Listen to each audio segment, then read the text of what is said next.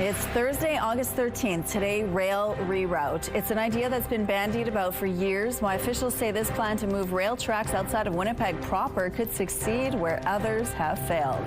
Also today, return tickets for 3. How the one-day WestJet strike led to complications and an expected bundle of joy for a returning Winnipeg couple.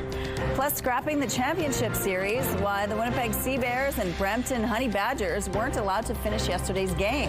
And the change on how this year's champions will be decided. Your Morning Winnipeg starts right now.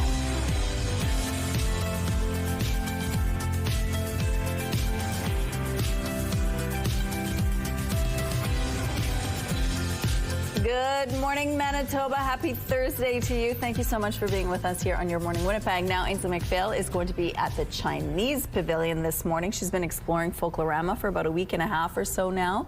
And so she's now visiting the Chinese Pavilion, and we're going to find out the food, the culture, the dance, the celebrations, all of it. So stay tuned for that. But the weather, things are turning. We're going to see some precipitation. Yeah, just like on the court in Brampton last night, we are expected to see some rain starting late tomorrow afternoon. But for now, here in Winnipeg right now, 13 degrees, partly cloudy skies, calm winds right now, not much to show you there. Pressure rising, humidity is sitting at 90%. We've been seeing seasonal average temperatures for the last few days, and that's what we're going to see again in Winnipeg today, though. That's going to change as we move towards the weekend.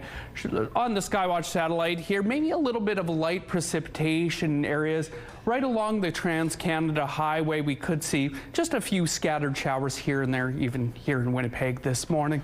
But taking a look at the futurecast, relatively clear to start the day over much of the southern parts of the province. In the north, a little bit cloudier. As we move a little closer to lunch hour, clearing in parts of the north, another chance of some scattered precipitation over parts of central Manitoba. Clearing out for the most part as we head into the evening. But you can look right along the border there. We're watching this guy come in from the States. Now it's going to hit southwestern Manitoba early tomorrow morning, but then roll right across Winnipeg over the course of late Friday afternoon into the evening. Lots happening around the city tomorrow night, so keep in mind if you're heading to any of those events. And continuing on Saturday, rolling through Saturday morning, potentially our worst or the most rain we're going to see is on Saturday morning here in Winnipeg. Taking a look at that long-range forecast, high of 24 here today in Winnipeg under that mix of sun and cloud. That rain expected Friday and Saturday before the sunshine returns on Sunday with a high of 25. Thank you, Daniel. It's common to find yourself stopped at a train crossing in Winnipeg or hear the blast of a train whistle in the middle of the night. Freight trains rumble through the city every day, but that could change. CTV's Joseph Bernacki explains. Trains like this one pass through St. Boniface constantly, day and night. But that could change if the province moves forward on a plan to reroute rail traffic. What I like most about this idea is that this is a vision for the future. On Wednesday, the Manitoba government gave a glimpse of what that future could look like. It's called the Winnipeg Southern Rail Bypass. It will examine how freight rail traffic could be shifted alongside the Hydro Corridor, wrapping around the southern part of the perimeter. 20 years from now, instead of being stuck in traffic, counting the graffiti that you see go by on the train cars, maybe we could have something different instead. This would affect the railway companies that move freight through Winnipeg: Canadian National, Canadian Pacific Kansas City, and Burlington Northern Santa Fe. Premier Canoe is calling this idea a game changer, saying it will improve the quality of life for all of Winnipeg within 20 years. Yes, the rail industry is important to our economy, but there's got to be a more progressive way for us to have the lives that we want here alongside that important industry. Former Transportation Minister and MP Lloyd Axworthy has been leading the project since October 2024. Now, the new 90-day feasibility study will find out if the idea can be realized. The price tag estimated to be in the billions. Axworthy says it's important to keep up the momentum. The window of opportunity can rapidly close. And so the visions that we have to be implemented. They can't go back on the shelf. Joseph Bernacki, CTV News, Winnipeg. Winnipeg has more than 240 kilometers of active rail lines with an average of 50 trains passing through the city daily. The government says the Hydro Corridor that the route would follow sits on Crown land that is already cleared and serviced. The three railway companies all say they're actively engaged with the province on this study. A spokesperson for Burlington Northern Santa Fe writes they will be looking for how their customers are impacted. A Canadian national spokesperson says the idea is a sizable undertaking with a big cost, and a spokesperson for Canadian Pacific Kansas City cautioned against the project, saying, quote, "We have generally cautioned governments against rail relocation, saying it is costly and requires rebuilding infrastructure that already exists." A 17-year-old boy has been fined after rigging up his vehicle to look like a police cruiser. Officers began investigating after video surfaced showing a white Ford Explorer with flashing red and blue lights in its rear window in the parking lot of a business on Sage Creek Boulevard. Turns out the vehicle was actually a decommissioned police SUV. It had its lights and police markings removed before being sold. But when police paid the 17-year-old driver a visit, he admitted to putting the lights in his vehicle on a dare from his friends. Officers chose to let the teen off with a stern warning instead of charging him with impersonating a police officer. He was, however, given a fine for his window tint being too dark. Trade talks are heading down to the wire before new U.S. tariffs take effect next week. This is demonstrably different than at any time over the last year and a half, and that the Americans are also speaking in real terms. They know the consequence of their trade actions. CTV News has learned lead negotiator Janice Chaudette has warned U.S. officials about possible pushback if the Trump administration moves ahead with its 50% tariffs on hundreds of Canadian products. Chaudette said Ottawa has no control over how provinces or the public may respond. An industry source also told CTV News Ottawa can't push the provinces to put U.S. alcohol back on shelves unless there is significant tariff relief. Canada's top trade officials met with the top negotiator for the U.S. on Tuesday. No word yet if they will meet again this week. One of the best views of yesterday's eclipse in Canada was in Newfoundland and Labrador. It's kind of mind-boggling to grasp that you're actually looking at the sun that close and it's eclipsed, and all the wonders of the universe that we don't understand. Conditions were perfect in St. John's to view the eclipse with the proper equipment, of course. People in North America only got a partial view, though. It was just about 50% in St. John's. The full view was in places like Spain and Iceland.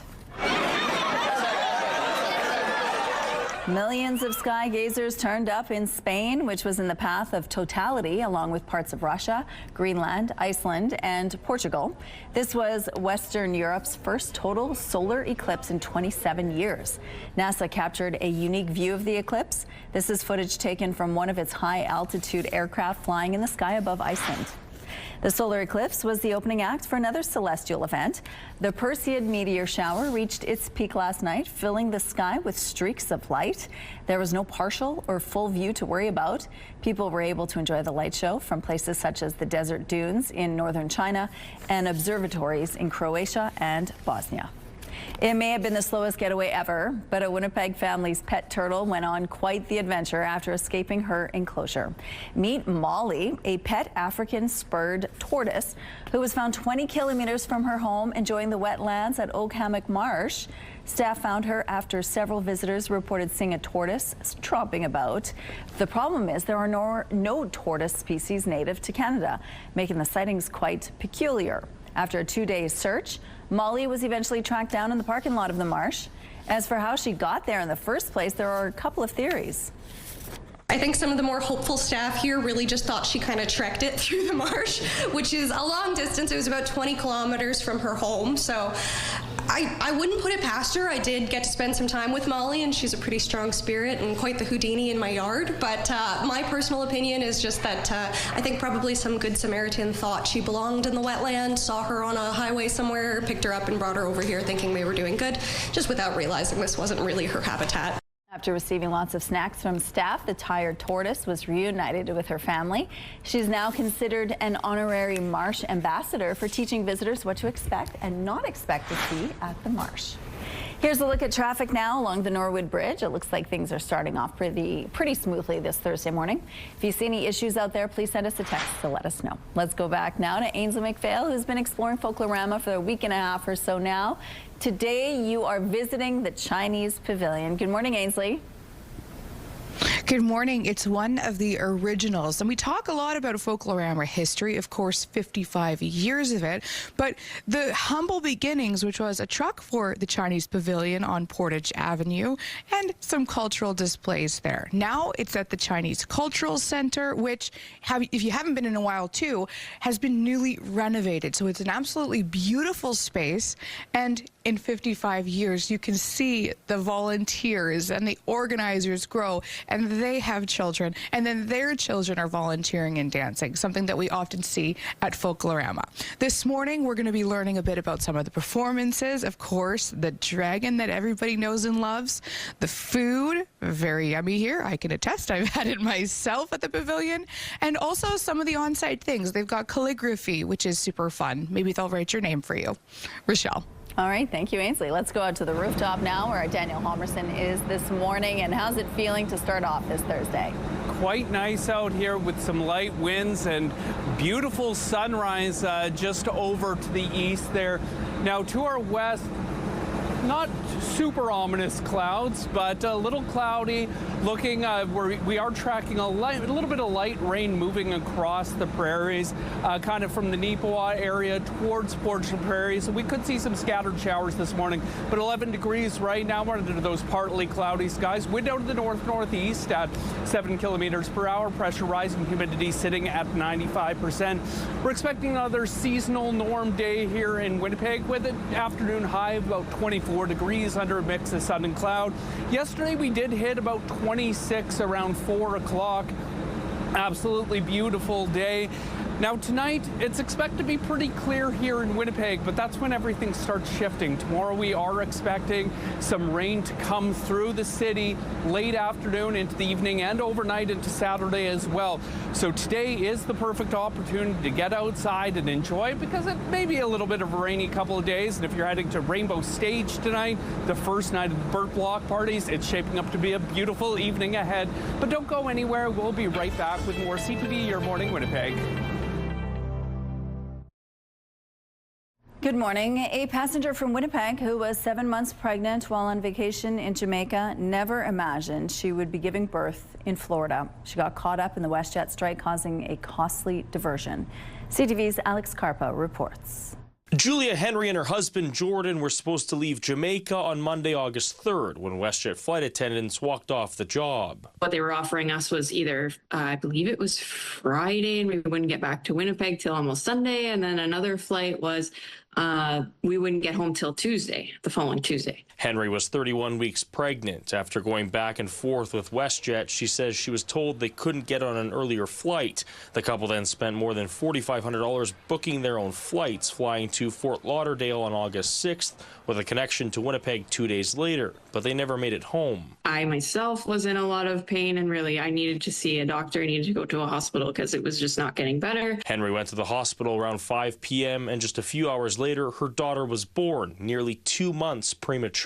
It just escalated from one thing to the next. Henry's daughter is currently in the NICU in Fort Lauderdale, where Henry and her husband need to stay for several more weeks. Julia's mother says the costs and the stress are mounting. Medical bills are piling up, and it's not just the medical bills. There's bills for everything. There's accommodation, there's transportation, there's the rental car, there's food. She believes the family might not be in this situation if WestJet got them home sooner. WestJet has not responded to CTV News' request for comment on the allegations. What we see here is WestJet flagrantly disregarding the law, misleading the passengers about those flights not being available.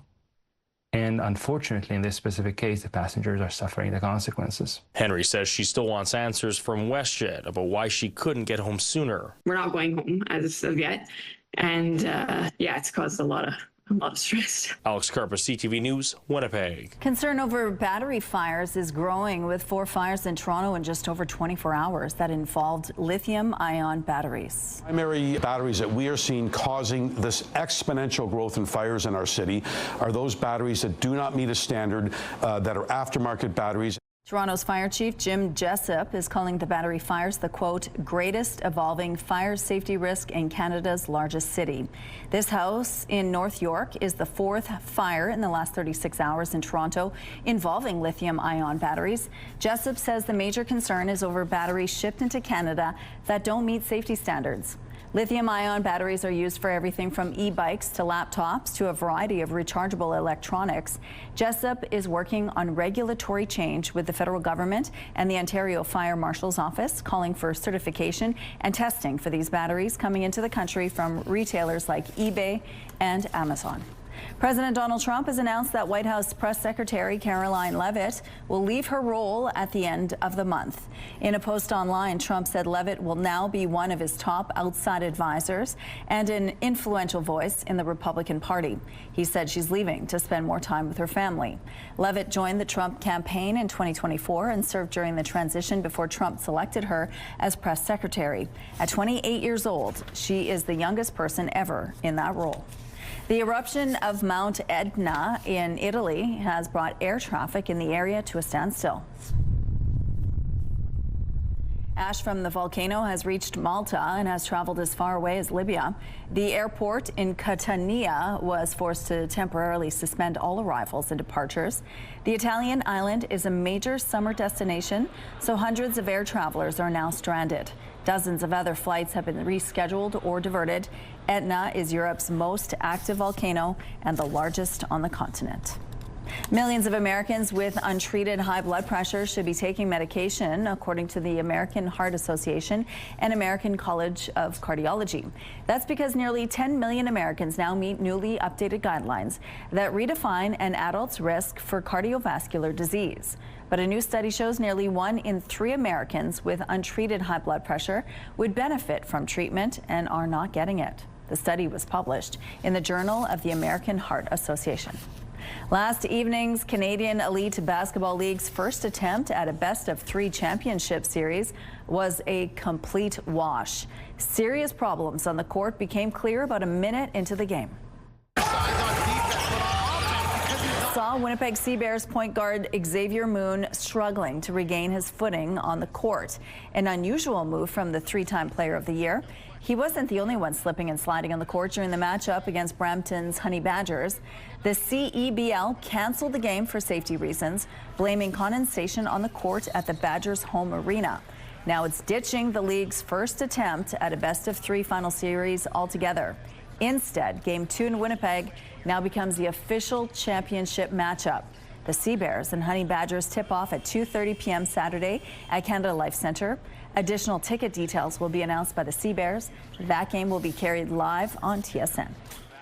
Traffic is brought to you by Mr. Lube Plus Tires, proudly keeping Canadians rolling for 50 years. We have some road closures to remind you about this morning. On Balmoral Street, the southbound curb lane will be closed from St. Mary to Broadway. And following the rush on Pembina, the northbound median lane and southbound left turn lane will be closed from McGillivray to Radisson Avenue. And the northbound curb lane on Arlington Street will be closed from Sargent to Wellington Avenue. If you have any traffic tips to share with us, please send us a text at 10400. The CTV Live Eye is brought to you by Bath Fitter, your bath and shower experts for more than 40 years. Right now, 11 degrees outside in Winnipeg. Right now, fairly cloudy skies with the wind out of the north-northeast at 7 kilometers per hour. Pressure is rising, humidity sitting at 95%. Taking a look around the rest of the province right now, out in Brandon, about 15 degrees. 8 degrees up in Roblin, 8 in Swan River as well. Here around Winnipeg, 14 degrees in Portugal Prairie, 15 down in Morden Winkler. Just over the border in Ontario, 13 degrees in Kenora. Taking a look up north, 7 in Churchill right now, 11 degrees in Thompson and 14 up in Gillam. And in the northwest, 11 degrees in both Lynn Lake and Flin Flon, a little cooler in the Pas at 9 degrees. Not too much to show you on the Skywatch satellite this morning, though we are seeing some light precipitation moving across the Trans-Canada Highway. At last check, probably right around the Portugal Prairie area, so we could see a few scattered showers here in the city. I'll make sure I remember to bring that umbrella up to the roof this morning just in case. As for Winnipeg today, though, we're looking at around 15 as most people are heading to work this morning. Those winds picking up just slightly out of the northeast.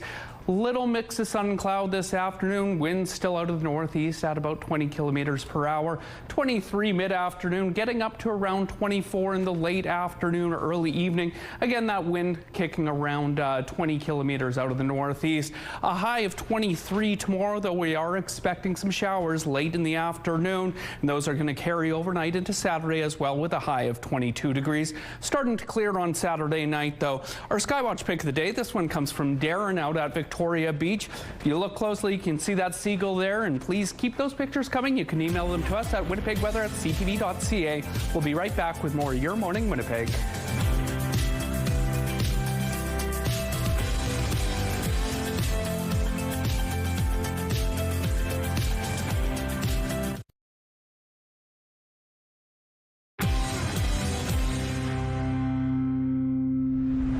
Many children play video games online, and while there are some you can play for free, others allow you to spend real money in the digital world. One family is concerned about the addictive nature of the games after their child spent $2,000 on gaming cards. Here's CTV's Pat Foran. Roblox is an online platform where users play games, hang out with friends, and build their own virtual worlds. The game is free to play, but users can buy avatar items, tools, and clothing within the gaming universe. He loves playing Roblox games. Hong Jin and Jason Kim of Toronto say their 11-year-old son plays the video game. Recently, he was going to his grandmother's, and he took an envelope full of cash the family had saved for emergencies. He took the whole envelope, which is more than $2,000, close to $3,000 in cash. His grandmother took the boy to Walmart to look at toys. He slipped away briefly, went to a cashier, and made two $1,000 purchases of Roblox gaming cards. The family only found out when they noticed the cash was missing. Couldn't believe that my small kid could spend $2,000 at Walmart. The family returned to Walmart with the cards and receipts, but were told it was final sale, no refunds allowed. How can a little kid can purchase $2,000 in cash and no one, had a suspicious about it? When CTV News reached out to Walmart, a spokesperson said, "We reviewed this transaction and determined our associates acted appropriately. There are no age restrictions for purchasing gift cards at Walmart Canada." Earlier this year, CTV News interviewed a grandmother who says her 8-year-old grandson took her credit card and racked up $2,000 in charges playing the game. He said he was sorry, but I don't think he really understands the ramifications of, that kind of money being lost. Families can use parental controls to limit spending online. Jin is also concerned about the obsessive nature of the video game. I never realized Roblox can be that addictive. Pat Foran, CTV News. Rossi the turtle is back home in Texas after a trip to Wales. He's very strong. He's very well fed, maybe well fed like I am. And there's no signs of external disease or trauma. Ridley sea turtles are considered the world's rarest and most critically endangered turtle. They're native to the Gulf of Mexico, but Rossi ended up on a Welsh beach 3 years ago. He was not well at the time. It's believed he got caught up in a Gulf Stream currents in the Atlantic Ocean. He's now back to feeling more like himself, swimming, diving, and surfacing normally. He's been flown back home. That's a lot of travel for a 5 to 6-year-old turtle. Indeed. All right, here's a look outside now on McPhillips Street. Things are moving well over here. And the sun is slowly rising. Look at that glow up in the sky. We're going to take a quick break. We'll be right back.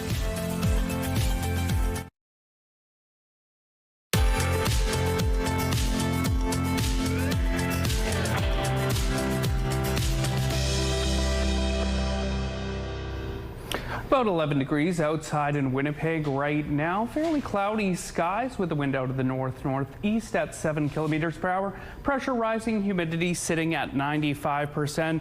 We are tracking a pretty mild system moving across the Trans-Canada Highway this morning. Last glance right around Portage la Prairie, but fairly light rain, nothing too significant. We could see a stray shower here or there in Winnipeg, as well as just south of Steinbach in the southeast. Now here in Winnipeg today, we are looking at an afternoon high of around 24 degrees, wind out of the northeast at 20 kilometers per hour under that mix of sun and cloud. Overnight, staying partly cloudy, wind shifting a little bit out of the north at 10 kilometers per hour and dipping to around 14 degrees. And tomorrow, it's going to start off a lot of the same. However, we are expecting to see some showers in the afternoon, late afternoon, evening, and overnight into Saturday. Those winds out of the east, still that around seasonal high, but could rain on the parade for Bomber fans, Block Party fans, and anyone else enjoying their Friday night. Saturday, that rain is expected to continue throughout the day, but start to clear into the evening and overnight to a low of 14. On Sunday, though, plenty of sunshine in the forecast with a high of 25, and that's going to continue on Monday with a high of 26. Sick of mosquitoes this summer? Well, a Manitoba man wants to remind you they could be more than just a nuisance after learning he was infected with West Nile virus. And that discovery is all thanks to a blood donation. CTV's Danton Unger explains. It started with a simple mosquito bite. Unfortunately, I wasn't carrying my mosquito repellent that day. Todd Holmes and his wife went on a hike in Hecla last week in an area he says was filled with mosquitoes. He didn't think too much of it until he visited a blood donation clinic in Selkirk last Tuesday. Following my blood donation, I was feeling a little odd. The symptoms kept getting worse. Holmes says he started getting chills, headaches, and pain in his joints. I was very tired, but it was a different type of tired.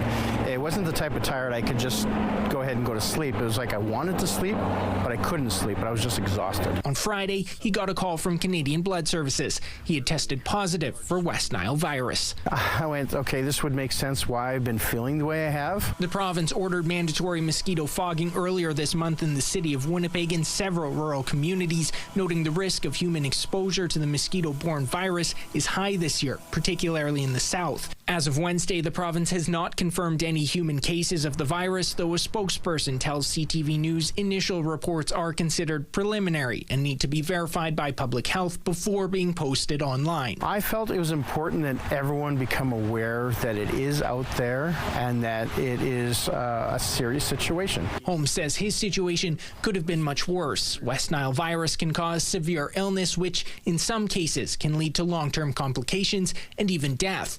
Holmes believes there may be many more people infected who just don't realize it. Average person doesn't feel symptoms of West Nile, and most people dismiss it just as some headaches and some problems. Danton Unger, CTV News, Winnipeg. Holmes says public health authorities called him Tuesday to confirm the positive results. He says his wife is now getting tested just to be safe and encourages others to do the same if they start feeling symptoms. As of August the 1st, the virus had been detected in 186 mosquito pools. That outpaces the 148 total positive pools detected last year. Though for context, last year was much drier, which means fewer mosquitoes and lower risk of the virus. In total, there were 3 human cases reported last year, one of which was related to travel outside the country. The next surveillance report, which will cover the first week of August, is set to be released on Friday. Crews in BC are working around the clock on trying to bring several major wildfires under control. Now, Premier David Eby is pledging more support. The province stands with you, and you are not alone in this moment. And we will continue to work with your local leadership to make sure that we're delivering the services and supports that are needed to get you back home as quickly as possible, and for those who have lost everything to begin that rebuilding work together. Eby visited a reception center set up for evacuees in Penticton. The Bald Range fire has forced more than 12,000 people from their homes in Summerland. The fire moved so fast, wildfire crews had to pivot from fighting flames to helping residents flee. Eby says this fire has taught important lessons about how quickly the flames spread, and he's promising a review of the official emergency response to the fire. He also said calling in the military to help is still an option. Around waiting to get word of when we can go home. The process of working on this staged re-entry is underway. Wildfires in BC have now forced 20,000 people from their homes, and many are still waiting for word about what they'll go back home to. The province is now calling in a specialized disaster response team to assist with rapid damage assessments in Summerland.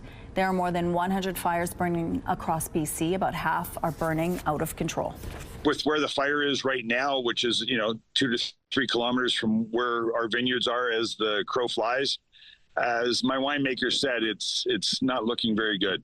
The wine industry in the Okanagan Valley is feeling the impact of the fires. Summerland is home to 24 wineries, and all of them are under an evacuation order. Many winery operators are wondering how the smoke will affect their grapes. Others say they need to water their crops. And more fines are being handed out to people defying wildfire evacuation orders. Officials in Clinton say they've issued more than $15,000 in fines. Residents there were told to leave on July 24th because of the Pear Lake fire, which is still burning out of control. More than 8,000 federal public servants have been approved for an early retirement package. This is all part of Ottawa's plan to trim down the size of the public service. Public servants had until July 24th to apply for the early retirement incentive program. It allows approved workers to retire with an immediate pension based on years of service, with no reduction for retiring early. Ottawa received a little more than 10,000 applications, and 42 have been denied so far. Federal employees approved for the early retirement package must retire by January. Portage Avenue at Polo Park, things are slowly picking up, but that sky is gorgeous this morning. Take a look at that. It's a beautiful drive in this morning. Let's look now at your gas prices. In Winnipeg, the average is $1.64. It's slightly higher than it was yesterday. And the lowest price in the city is $1.46. All this info is on gasbuddy.com. The Price at the Pump is brought to you by the Kidney Foundation. Help by donating your card today.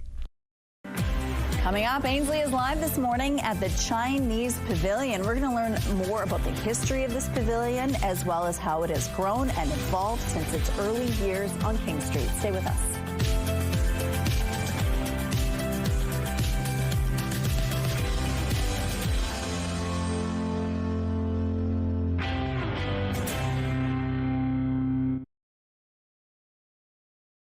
Weather is brought to you by Mr. Lube Plus Tires, proudly keeping Canadians rolling for 50 years.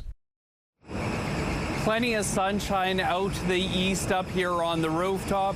Some clouds to the west, though, and we've been watching a little bit of a system move across the Trans-Canada Highway. We could see a few scattered showers in the city this morning, so if you're heading out in the next little bit, you may want to bring an umbrella. 11 degrees, though, in Winnipeg under those partly cloudy skies, but to the east, it's nothing but sunshine. Light winds out of the north-northeast this hour at about 7 kilometers per hour, and pressure rising, humidity sitting at 95%.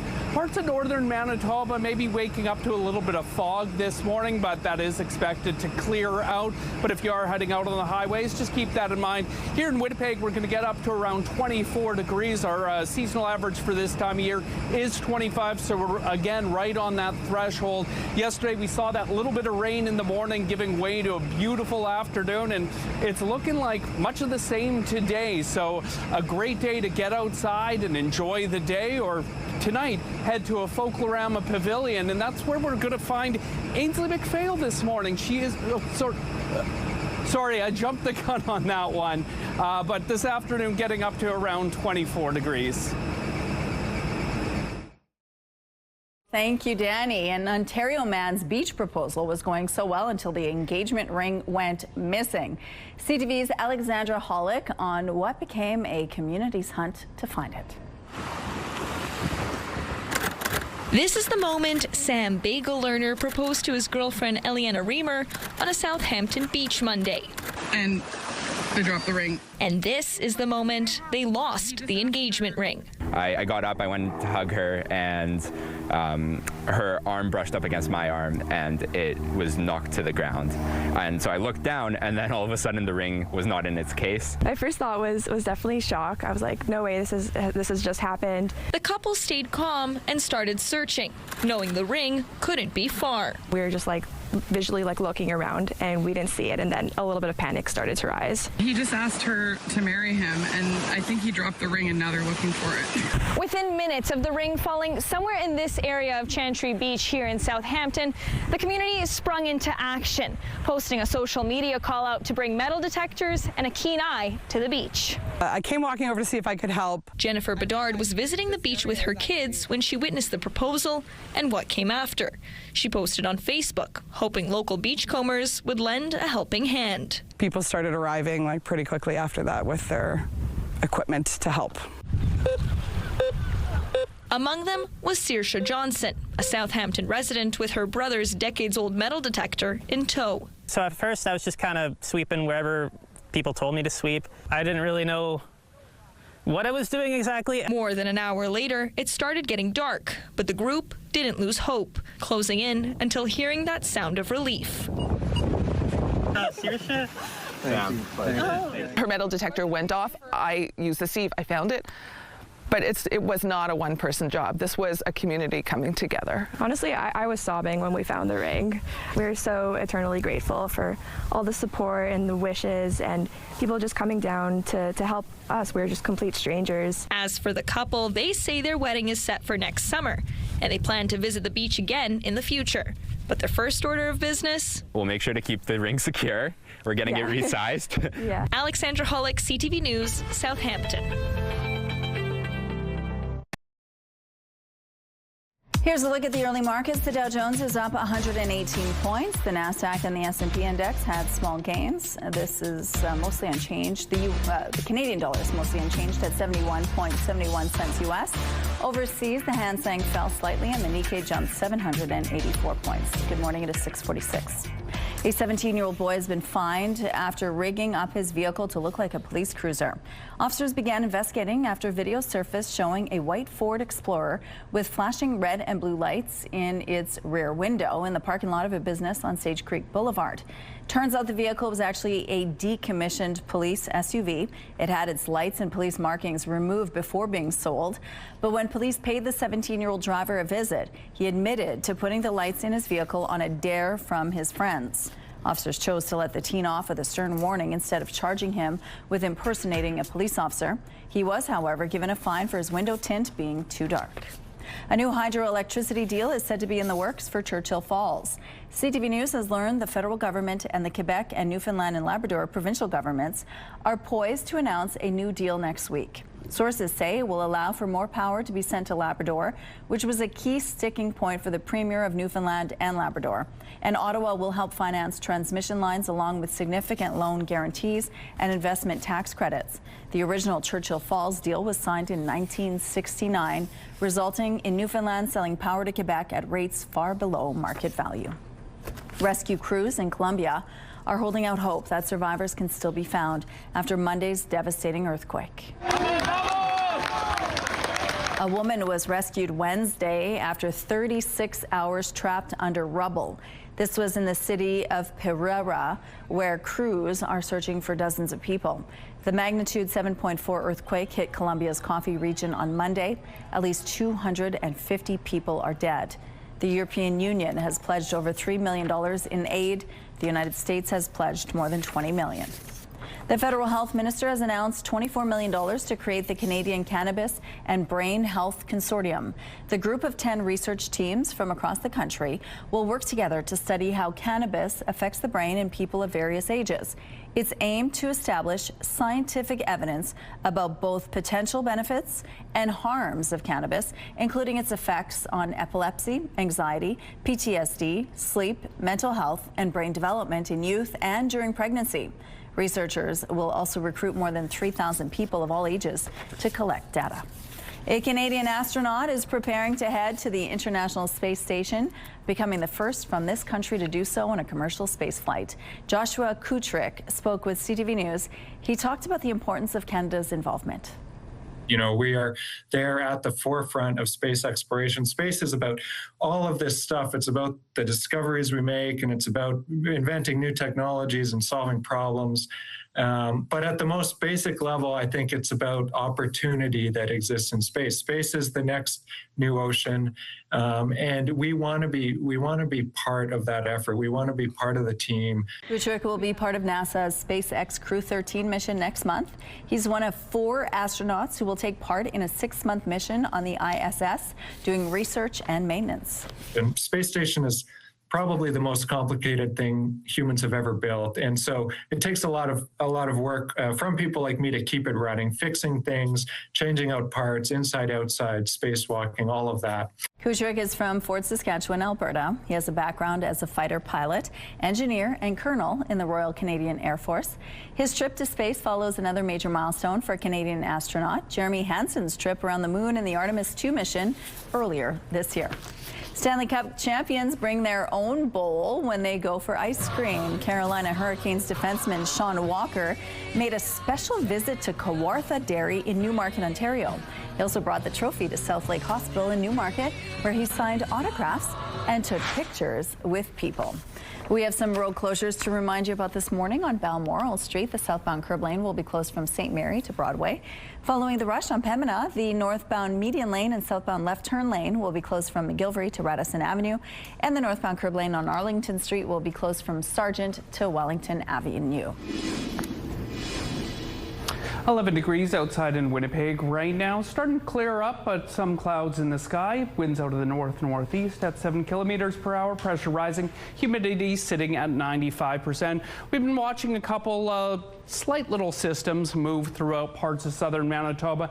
Down in the southeast, just rolling over the border into Ontario there. Here in south central, southeast Manitoba, Portage la Prairie could be seeing a few scattered showers. We could see that here in Winnipeg over the next little bit. And yet another system just moving over the border from Saskatchewan. So something to keep an eye on this morning. If you're living along the Trans-Canada Highway, parts of the north may have a little bit of fog in the air as well. Taking a look around the province, highs today up in the north, 22 in Gillam, 21 in Thompson. Maybe a little cloudy there, 17 up in Churchill. To the northwest, temperatures 21, 22 degrees throughout the region. Plenty of sunshine from Lynn Lake all the way down to the Paw. In the west, out in Brandon, a high of 24 today. 30% chance of some showers there this afternoon. 23 in Dauphin, 22 up in Swan River, a little more sunshine there. Here in Winnipeg and the surrounding area, we're looking at temperatures between 22 and 25, 26 degrees in Morden Winkler. Now, Sprague, you could see a little bit of rain, but nothing too bad. And just over the border in West Ontario, 26-degree highs in Dryden and Fort Francis today. Quick look at your 7-day forecast, getting up to 23 tomorrow, but that chance of rain late in the afternoon carrying over into Saturday before the sunshine returns on Sunday. Thank you, Daniel. Let's check in now on the team at 103.1 Virgin Radio. Hi, guys. Happy Thursday. Hi. Hi. Happy Thursday to you. Happy Thursday to you. Rochelle, there is a new flavor that is going to start sweeping North America. Okay, so the BBC says it is the new matcha. The new matcha. Okay. The New York Times says it is the new pumpkin spice. Ooh. Ooh. So, if you had to guess. Yeah, try and guess. What do you think it is? It's just a flavor. I don't know. What's everybody Like it's going to be infused into literally, Rochelle, everything. Maybe you've already had it, actually, because what did you say? It shows up in lattes in Winnipeg right now? Oh, yeah. Lattes. Yeah. I don't know. Yeah, it's Maybe big. some mango? I don't know. I have no idea. Listen, I love mango. I think that's a nice guess. It's incorrect, but it's a real nice guess. It's incorrect? There Okay. is about to be banana flavored everything. Oh. Everything. Everything is going to be flavored banana. Now, LTI, big fan. Love banana flavor. Love it. I like banana flavor. Yeah. I am. Yeah, you like banana flavor? I do. Yeah, I like banana bread. So I this always- might shock you. Okay. I am on board with banana flavored everything.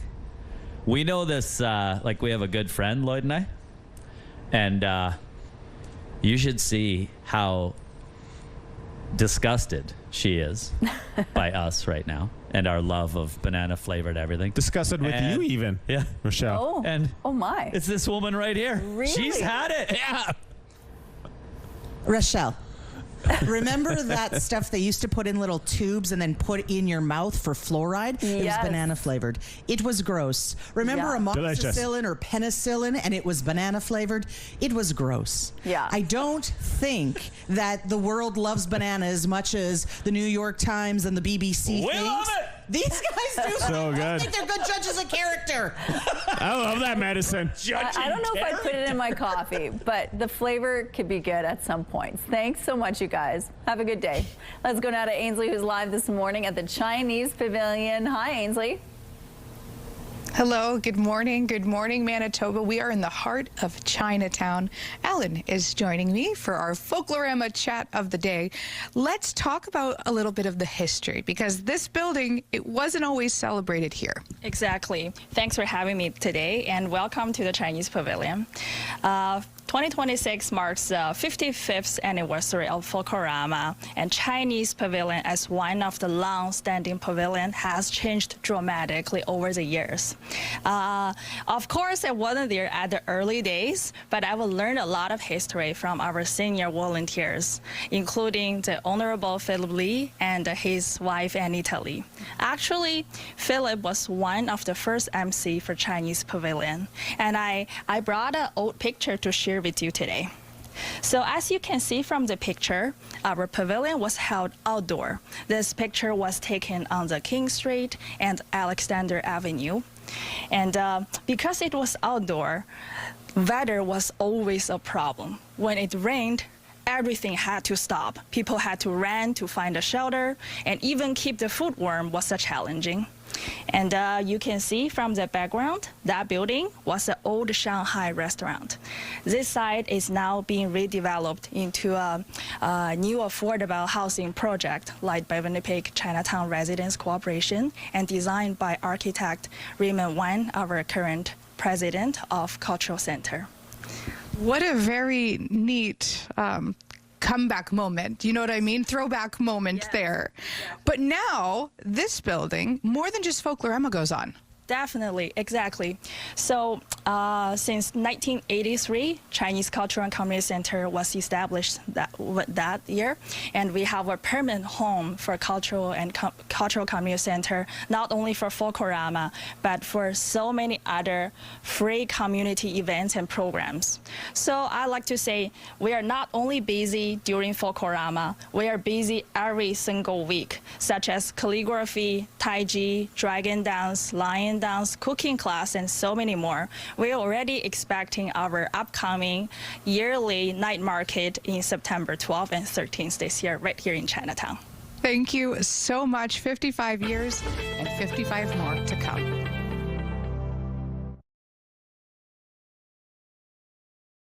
It's Thursday, August 13th. Today, making moves. Why freight rail traffic could eventually be a thing of the past for Winnipeg. Plus, winner takes all. What forced the CEBL to move to a one-game championship? And a long journey where a missing tortoise was found and how far the pet was from home. Your Morning Winnipeg starts right now.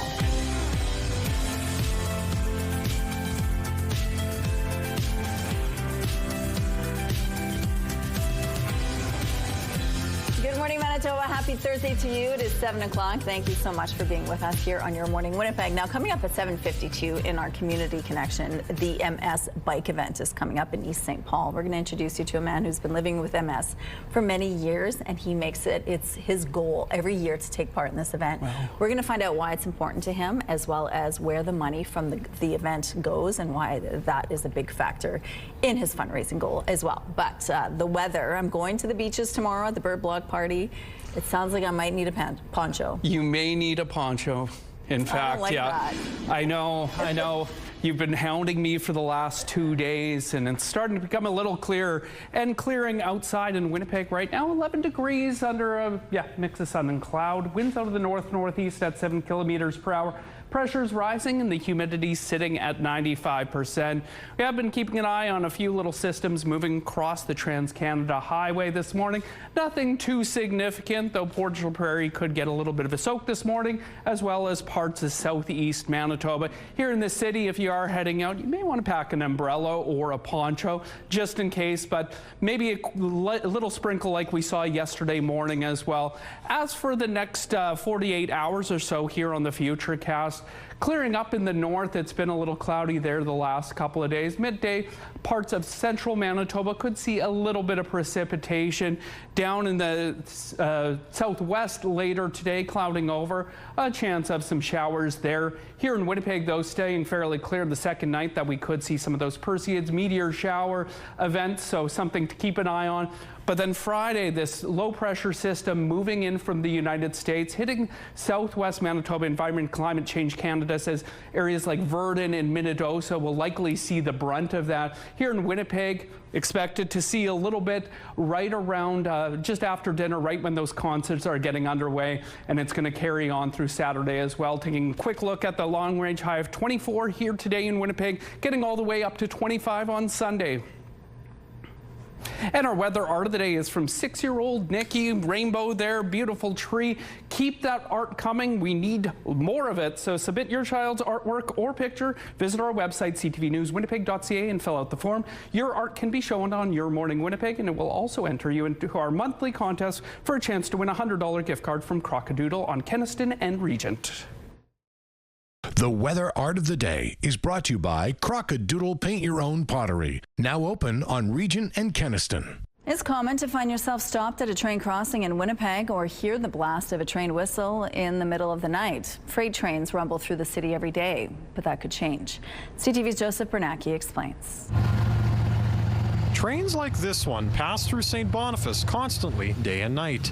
But that could change if the province moves forward on a plan to reroute rail traffic. What I like most about this idea is that this is a vision for the future. On Wednesday, the Manitoba government gave a glimpse of what that future could look like. It's called the Winnipeg Southern Rail Bypass. It will examine how freight rail traffic could be shifted alongside the Hydro Corridor, wrapping around the southern part of the perimeter. 20 years from now, instead of being stuck in traffic, counting the graffiti that you see go by on the train cars, maybe we could have something different instead.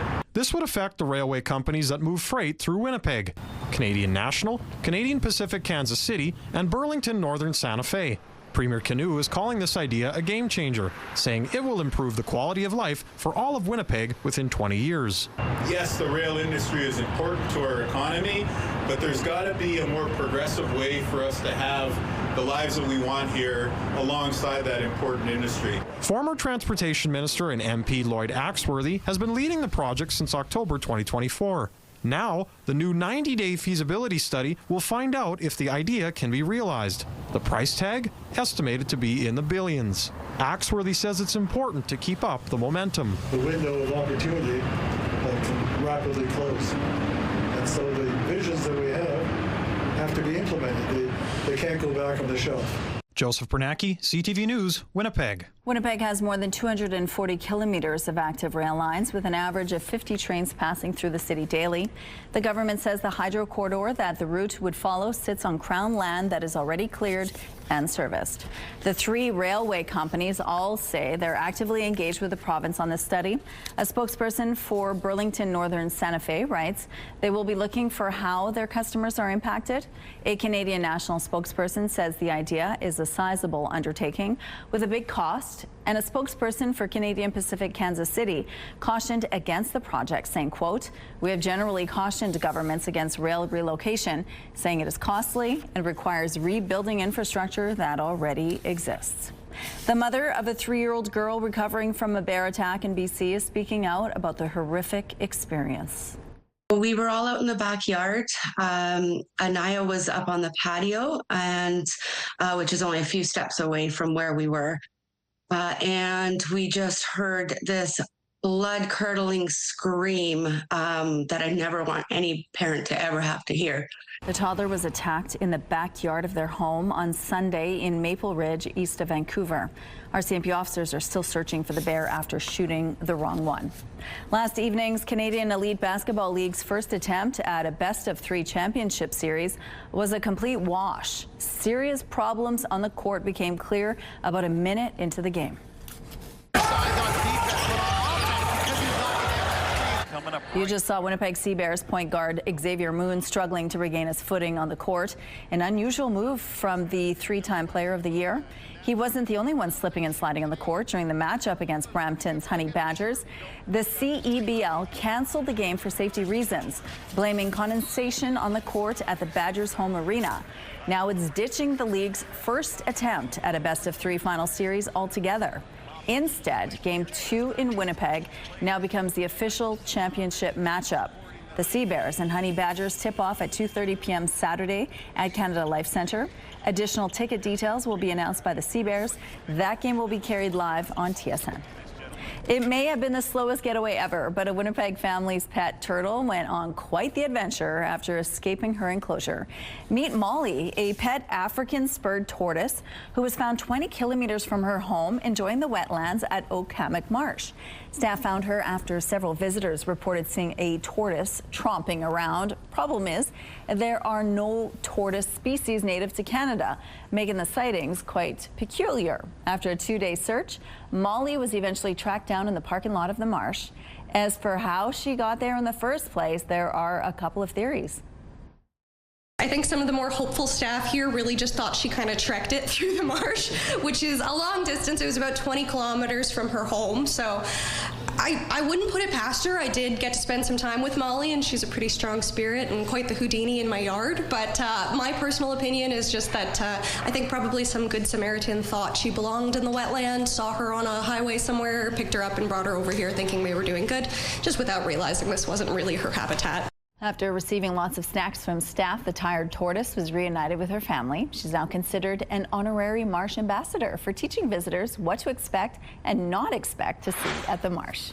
Here's a look outside right now at Confusion Corner. It looks like things are moving well, starting off this Thursday morning. It's a gorgeous start to the day. If you see any problems out on the streets, though, please send us a text to let us know. Canadian Tire reported a jump in second quarter profit as World Cup driven sales at its Sport Chek sporting goods banner offset weather-related drags at its flagship retail stores. The Canadian retailer on Thursday posted higher net income, 214.2 million Canadian, up from 132.3 million a year ago. Data released this week shows insolvencies in Canada are floating around levels not seen since the global financial crisis. The Office of the Superintendent of Bankruptcies released new figures on Monday, showing more than 13,000 insolvencies were filed in June, up 5.7% compared to May and 11.5% compared to a year ago.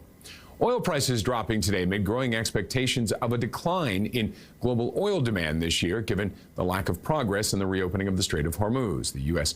Energy Information Administration data released on the 12th shows that U.S. crude oil inventories rose at their fastest weekly pace since January of 23 as exports declined. This comes after the OPEC and International Energy Agency lowered their forecast for global oil demand growth in 26 in their monthly report. Those are your morning business headlines. For BNN Bloomberg, I'm Roger Peterson. Thank you, Roger. Let's go now to Ainsley, who's hanging out at the Chinese Pavilion this morning. Hi, Ainsley. Hello, good morning. When I come to each pavilion, one of the first things I ask is, what's new this year? Because some people like to pavilion hop and they want to know what's new from the year previously. At the China Pavilion, they've got these gorgeous calligraphy keychains. This one here says beauty. This one here says wealth and money. Now, I've got both of them.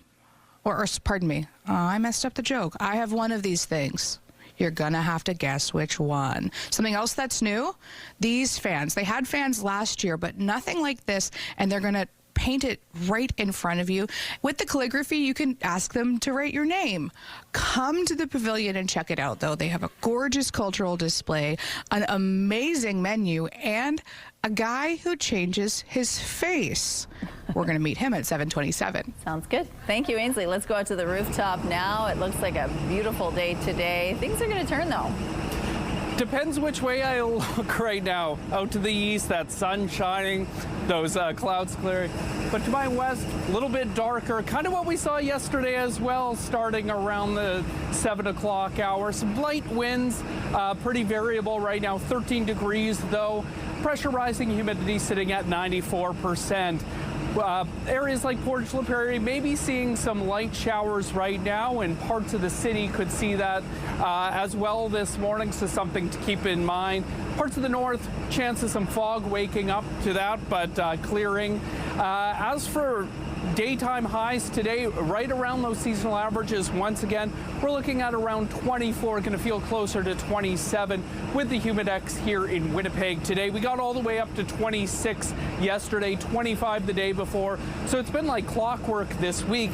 It's all going to likely change tomorrow. High of 23, and that chance of showers developing late in the afternoon and throughout the evening. So if you're heading out tonight, perfect day to take in the opening night of Legally Blonde at Rainbow Stage or the first night of the Burnt Block parties. But it could all change as we head into Friday. Weather is brought to you by the Better Business Bureau. Research at bbb.org before you buy. It's time now for a question of the day. Yesterday was World Calligraphy Day, so we want to know, what was the last handwritten letter you wrote or received? You can text your answer to 10400. Make sure to follow the automated instructions so we can feature your response, and don't forget to include your name, please. Question of the day, brought to you by Provivo, Manitoba's #1 cool sculpting clinic. Science-backed body contouring. It's time for our Pet of the Week reveal. This week we're celebrating Betty. She loves her daily walks, playing catch with her stuffed rainbow fish, and won't say no to a drive-through cheeseburger. She pretty much just loves life. Thank you, Patty, for sharing this lovely photo.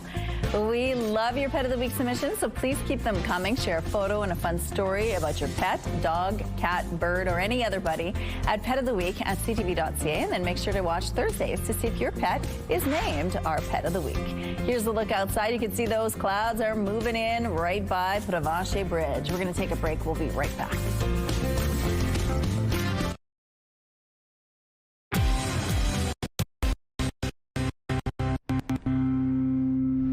Welcome back. Now for an update to a story we told you about previously. A Winnipeg family, which had some troubles getting home from Jamaica due to the WestJet strike, is returning one member larger as a result. Just escalated from one thing to the next, and just so quickly, and it was like, nope, this is go time. That's Julia Henry, who unexpectedly went into labor and delivered a healthy baby girl during a layover in Florida.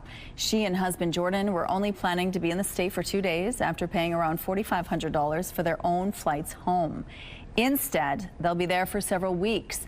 Their baby was born about 2 months early and needs to be cleared to leave the hospital. Plus, they need to get her a passport, as their daughter is an American citizen.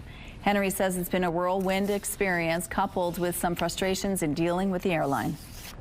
Because we used the credit before, so they want to refund us a credit again for the other partial, like part of the ticket, which I think is ridiculous. You've caused this problem and you should be giving us our cash back if we want it, not, oh, well, sorry, we have to give you part credit, part cash. Our money's with you, but we don't want to use you anymore right now at this point. The family says WestJet has been able to get them on the next available flight, which would have been with United on August the 5th. They might not be in this situation. The one-day WestJet flight attendant strike led to more than 900 cancellations. Millions of Americans with untreated high blood pressure should be taking medication, according to the American Heart Association and American College of Cardiology. That's because nearly 10 million Americans now meet newly updated guidelines that redefine an adult's risk for cardiovascular disease. But a new study shows nearly 1 in 3 Americans with untreated high blood pressure would benefit from treatment and are not getting it. The study was published in the Journal of the American Heart Association. Did you catch Wednesday's solar eclipse? This was the view for us here in Winnipeg. This video was shot shortly after noon when the eclipse was at its peak, which for us was only about 5% coverage, according to NASA. However, people in Greenland, Iceland, Spain, and northern Russia were able to experience totality for roughly 2 minutes. A solar eclipse occurs when the moon passes in between the Earth and the sun. Here's a look outside now at Osborne Street. Look at that. Pretty smooth so far this morning. If you encounter any issues out on the streets, please send us a text to let us know. In entertainment, Sir Anthony Hopkins is about to release his debut album titled Life is a Dream.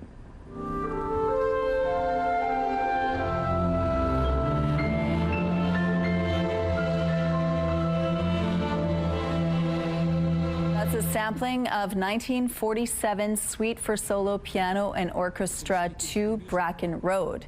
The album features 12 compositions Hopkins crafted over 6 decades.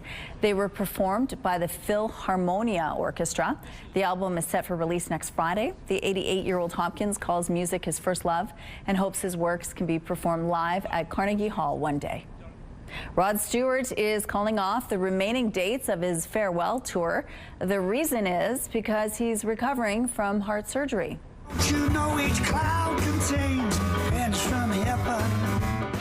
The Grammy winner had canceled a number of shows in recent days, with one venue saying he'd received a medical procedure. Stewart's representatives say he received a coronary stent, and doctors are pleased with the 81-year-old's recovery. At the same time, they say he's going to take the next 4 weeks to recuperate before returning to the stage. As stars and filmmakers gather for the Toronto International Film Festival next month, YouTube will also be looking to make a splash with a brand new event and world premieres of its own. Who's funnier, you or me? We're funnier together. No. Comedian and celebrity interviewer Z-Way will debut 2 new episodes of her series You'd Be an Iconic Guest, while Brave Wilderness founder Mark Vins will premiere a documentary about an expedition to the Galapagos Islands. The screenings will happen at a first-of-its-kind creator showcase and party. It'll be co-hosted by Variety and part of TIFF's The Market screenings. Kick off your primetime lineup today with The Big Bang Theory at 7. Children Ruin Everything is on at 8. And at 9, it's time for Traders Canada. It's all right here tonight on CTV. The CTV Live Eye is brought to you by Bath Fitter, your bath and shower experts for more than 40 years. 13 degrees outside in Winnipeg right now. Mix of sun and cloud in the skies. Fairly calm winds with the pressure rising. The humidity sitting at 94%. Looking around the rest of the province, around the rest of this region at least, 15 degrees down in Morden this hour. 14 in Port La Prairie, where there could be a few scattered showers. 13 up in Gimli and 15 in Kenora, just over the border. To our west, 15 out in Brandon, 10 down in Melita. 10 in Dauphin and 9 in Swan River. And there we go. 9 degrees in the Paw, 11 in Flin Flon, as well as Lynn Lake. And in the north, 7 degrees this hour in Churchill, 11 in Thompson, and 14 up in Gillam. Here in Winnipeg today, we are going to see a lot of the same as what we've seen this week. A high of around 23, 24 later this afternoon under that mix of sun and cloud. Wind picking up a little bit out of the northeast. And as we make our way through the next few days, dipping down to 14 tonight. Now tomorrow, it's going to probably turn out the same as it is earlier today, but we're expecting some showers to roll in late afternoon with a high of 23, and that's going to carry on overnight into Saturday, where the rain is expected to continue in the morning with a high of 22. May clear out later in the day overnight, giving way to a lot of sunshine on Sunday with a high of 25. And then starting next week with a mix of sun and cloud and a high of 26 on Monday. Your Skywatch pick of the day is from Darren. He took this one out at Victoria Beach last night. Thank you so much for sending that in. And keep those picks coming to Winnipeg weather at ctv.ca.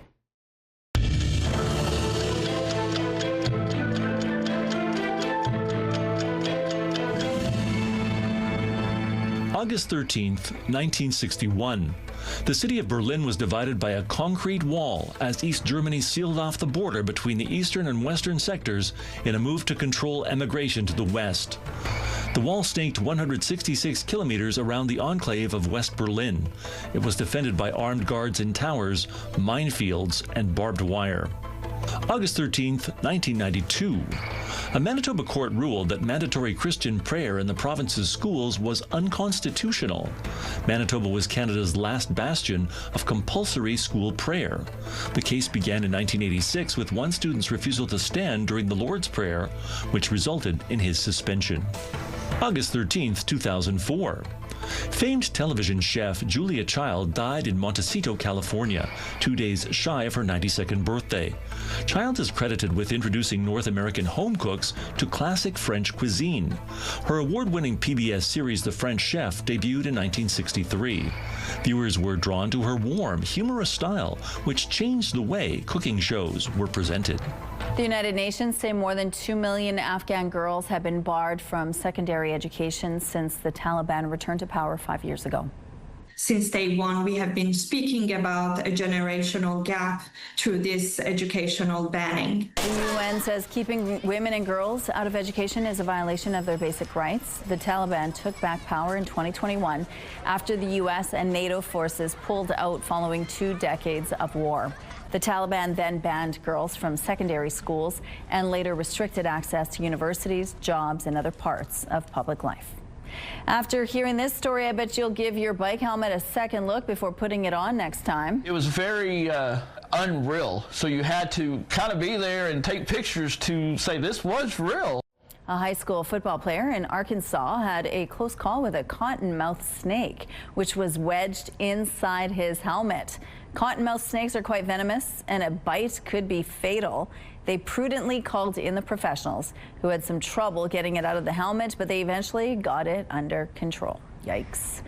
You may have missed it, but yesterday was World Elephant Day. To celebrate, a zoo in San Diego marked the occasion with the release of a video showing off a herd of elephants.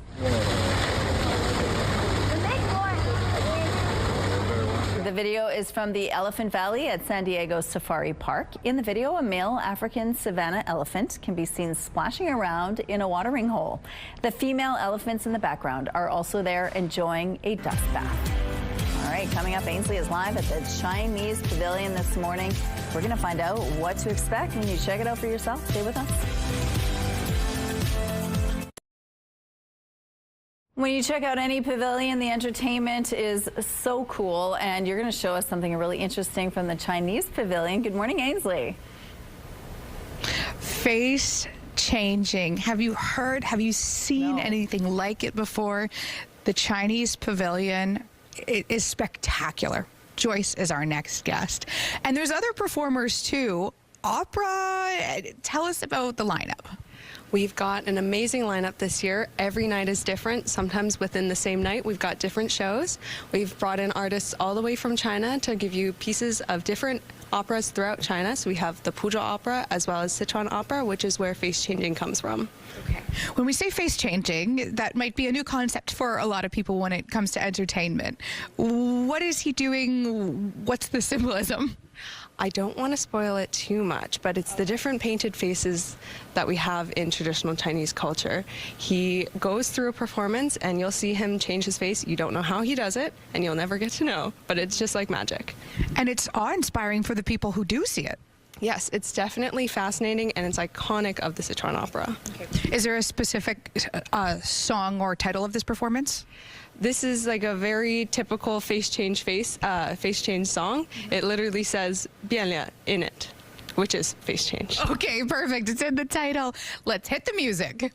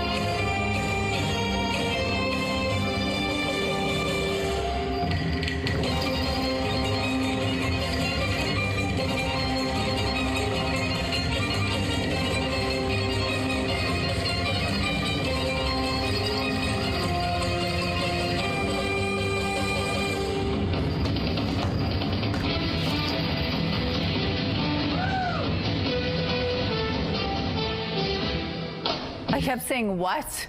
What? How? What's happening? I'm at a loss for words. I know, it's fascinating. So have to cool. check it out for yourself, of course. Absolutely. And, you know, the weather is going to have kind of a face-changing event coming up over the next few hours. Yeah. Well, here in southern Manitoba this morning, it's not too bad. 13 degrees outside in Winnipeg right now. Partly cloudy skies, very calm winds, pressure rising, humidity sitting at 94%. Few little systems rolling across south Manitoba this morning, right along the Trans-Canada Highway. Portage La Prairie could be seeing a little bit of rain, and then right near the Saskatchewan border and just down to the southeast as well. So if you are heading out this morning, may want to pack an umbrella, but nothing too significant. Here in Winnipeg today, we're getting up to around 24 degrees this afternoon with winds out of the northeast, up to about 20 kilometers per hour, mix of sun and cloud. It's going to feel closer to 27 with the wind chill. Tonight, dipping to around 14, those winds easing up a little bit out of the north at 10 kilometers per hour. Partly cloudy skies, so second round of those Perseid meteor showers. Could get a glimpse of those. And tomorrow, going to start off much like we're seeing today, but then we're expecting rain late afternoon into the evening and overnight. High of 23 during the day, but cooling off to 14 as that rainfall continues into Saturday, where we could see more showers during the day with a high of 22. Now on Sunday, the sun is expected to return with a high of 25, and then to start the next workday, right in those seasonal average temperatures as well, 26 on Monday and 23 on Tuesday. A Manitoba man wants to remind you that mosquitoes could be more than just a nuisance after learning he was infected with West Nile virus. And that discovery is all thanks to a blood donation. I felt it was important that everyone become aware that it is out there and that it is a serious situation. Todd Holmes and his wife went on a hike in Hecla last week in an area he says was filled with mosquitoes. He didn't think too much of it until he visited a blood donation clinic in Selkirk last Tuesday. The symptoms kept getting worse. Holmes says he started getting chills, headaches, and pain in his joints. On Friday, he got a call from Canadian Blood Services telling him he had tested positive for West Nile virus. Now, as of Wednesday, the province has not confirmed any human cases of the virus, though a spokesperson tells CTV News initial reports are considered preliminary and need to be verified by public health before being posted online. Average person doesn't feel symptoms of West Nile, and most people dismiss it just as some headaches and some problems. Holmes says public health authorities called him Tuesday to confirm the positive result. He says his wife is now getting tested just to be safe and encourages others to do the same if they start feeling symptoms. A new hydroelectricity deal is said to be in the works for Churchill Falls. CTV News has learned the federal government and the Quebec and Newfoundland and Labrador provincial governments are poised to announce a new deal next week. Sources say it will allow for more power to be sent to Labrador, which was a key sticking point for the Premier of Newfoundland and Labrador. And Ottawa will help finance transmission lines along with significant loan guarantees and investment tax credits. The original Churchill Falls deal was signed in 1969, resulting in Newfoundland selling power to Quebec at rates far below market value. Costco Canada is warning customers that some yogurt products have been recalled because of mold. The Greek God's honey yogurt and organic yogurt plain items should not be eaten. If you've purchased either of those products, you can return the yogurt to any Costco warehouse for a full refund. Relevant item numbers and best before dates of those products affected can be found on Costco.ca. The World Health Organization is saying the current Ebola outbreak in the Democratic Republic of Congo could become the deadliest on record. The outbreak was declared on May 15th and has claimed more than 2,000 lives. There have been at least 4,300 cases so far. WHO officials say they're hoping to reverse the spread of the disease within 3 months, but also warn that doing so would not mean completely ending the outbreak. There is no vaccine or drug that can treat this Ebola virus. At least 3 people are dead after a massive drone and missile strike on a port in southwestern Russia. An 8-year-old child is among the dead, and 24 people are injured. The attack has damaged 2 major grain export terminals and also hit the last large Russian naval base on the Black Sea. Ukraine says 4 Russian warships were hit. Russia hasn't commented. This also comes as Ukrainian President Volodymyr Zelensky pleads for more interceptor missiles to fight back against the surge in Russian ballistic missile attacks. There is going to be a new Canadian face on the PGA Tour. I've been dreaming about it for over 20 years, so yeah, it's an incredible feeling. Craig Steffurak from Ottawa has won his 2nd straight Canadian PGA Championship. He's the first golfer of First Nations heritage to win the tournament. The win means Craig will have a spot in next year's RBC Canadian Open. Before that, Craig will tune up his game at events in Finland, Sweden, and the UK. A massive and very old ladder is making waves on social media in southern China. It's 70 meters long and it's made of rattan strips and bamboo. No nails, no wood. For generations, people in the region climbed up and down it every day to leave the region to earn a living and trade. It's now a popular tourist attraction. The new school year means new swag. Does this backpack make you excited for school? Yes. Montreal's Welcome Hall mission helped 2,000 children get ready for school by giving away backpacks loaded with school supplies. Some players from the Alouettes were also there to help with the School is Cool vibe. The Welcome Hall mission has been hosting this event for 25 years. We have some road closures to remind you about this morning on Balmoral Street. The southbound curb lane will be closed from St. Mary to Broadway. Following the rush on Pembina, the northbound median lane and southbound left turn lane will be closed from McGilvery to Radisson Avenue, and the northbound curb lane on Arlington Street will be closed from Sargent to Wellington Avenue. Let's look now at your gas prices. In Winnipeg, the average is $1.64. It's slightly higher than it was yesterday. The lowest price in the city is $1.46. All this information is on GasBuddy.com. The Price at the Pump is brought to you by the Kidney Foundation. Help by donating your card today. All right, we're getting reports of a fire in the Daniel McIntyre neighborhood. We're not exactly sure where this is, but we're working on getting more information for you. More news, weather, and traffic after this short break.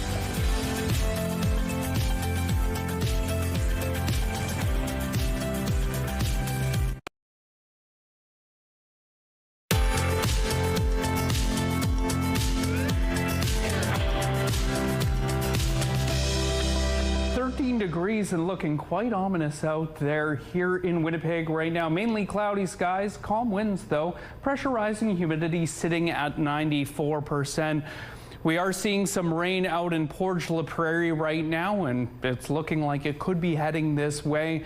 Maybe what we saw yesterday as well, just a little bit of light rain in the morning. We aren't expecting much here in Winnipeg today, but let's take a look at some daytime highs around the province, getting up to around 17 in Churchill today. Mainly sunny skies there, a little cloudier down in Thompson with a high of 21, 19 in Island Lake.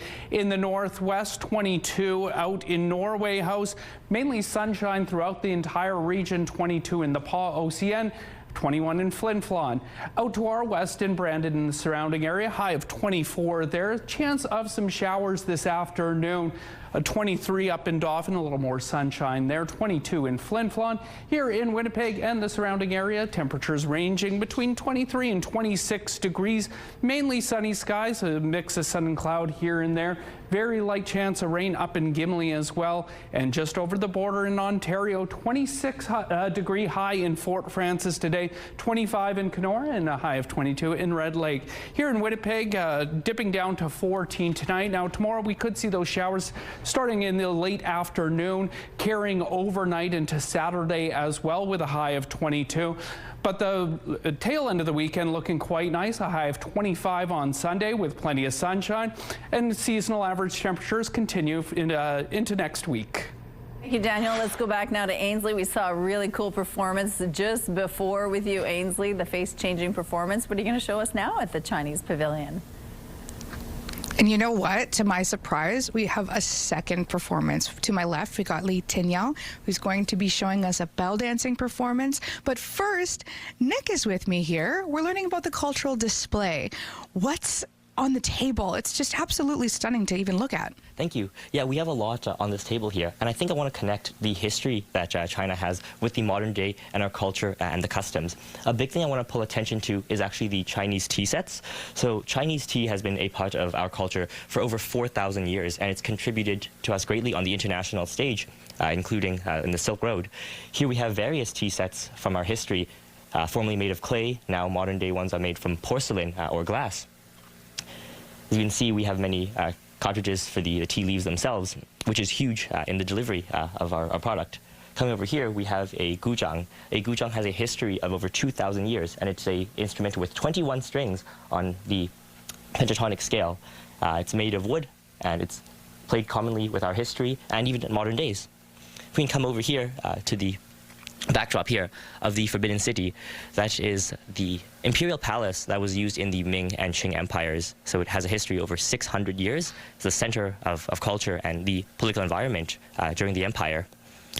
And from Chengdu, China, we have Li, who will give us an amazing performance. She is dressed in the traditional clothing of Western China in Xinjiang. Li, please take it away.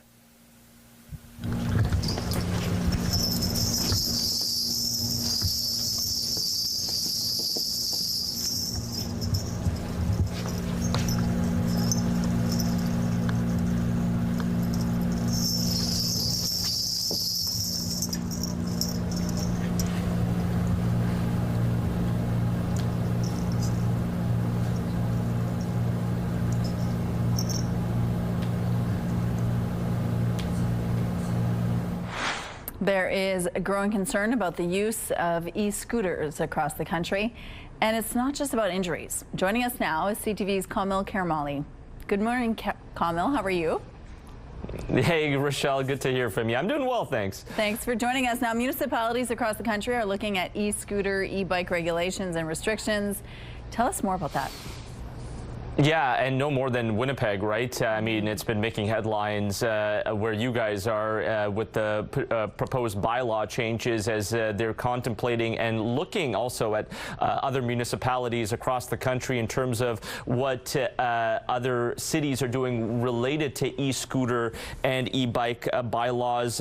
So there are a number of municipalities that have adopted a combination of regulations. Now, this comes as Toronto police here where I am are also taking part in a new blitz to target people riding e-bikes and e-scooters this month. They said that they've seen over 500 collisions involving micro-mobility vehicles so far in Toronto. So they're going to be cracking down on those using e-bikes and e-scooters wrongfully or illegally. I mean, here, you know, the rules are different wherever you go. So that makes it very unclear for some Canadians. But here in Toronto, police are going to be cracking down to make sure they aren't used on sidewalks, to use going the wrong way on cycle tracks or parking them in bike lanes. And e-scooters specifically remain illegal in pretty much all areas in Toronto, with e-bikes having a speed limit here. Now, we talked about Winnipeg, we talked about Toronto. Some Canadian cities have either adopted strict regulations related to e-scooters and are exploring new rules like Winnipeg, but there are also municipalities like Ottawa and Pickering, Rochelle, for example, allowing for seasonal use, limiting when e-scooters are allowed for public use. But it'll be interesting to see what happens in Winnipeg as it is really at the forefront of some of these bylaw changes and what they do moving forward. Yeah, and there's also a rise in e-bike lithium battery fires. Yeah, absolutely. And, you know, fire crews across the country have been warning people about this. But here in Toronto in the past, within a 24-hour span, Toronto Fire actually had to put out 4 blazes related to lithium-ion batteries. The Toronto's fire chief said there's been a 200% increase in fires in the last number of years, calling the battery fires the greatest evolving fire safety risk. Now, the main cause is that these batteries are not necessarily compatible with the e-scooter or e-bike. People sometimes buy cheaper batteries online from a different brand related to the bike or scooter itself. So, Rochelle, fire crews warning that, you know, just be careful when you buy those lithium-ion batteries for those e-bikes and e-scooters. Okay, well, thank you, Kamil. Rossi the turtle is back home in Texas after a trip to Wales. Very strong. He's very well fed, maybe well fed like I am. And there's no signs of external disease or trauma. Ridley sea turtles are considered the world's rarest and most critically endangered turtle. They're native to the Gulf of Mexico, but Rossi ended up on a Welsh beach 3 years ago. He was not well at the time. It's believed he got caught up in Gulf Stream currents in the Atlantic Ocean. He's now back to feeling more like himself, swimming, diving, and surfacing normally. He's been flown back home. That's a lot of travel for a 5 to 6-year-old turtle.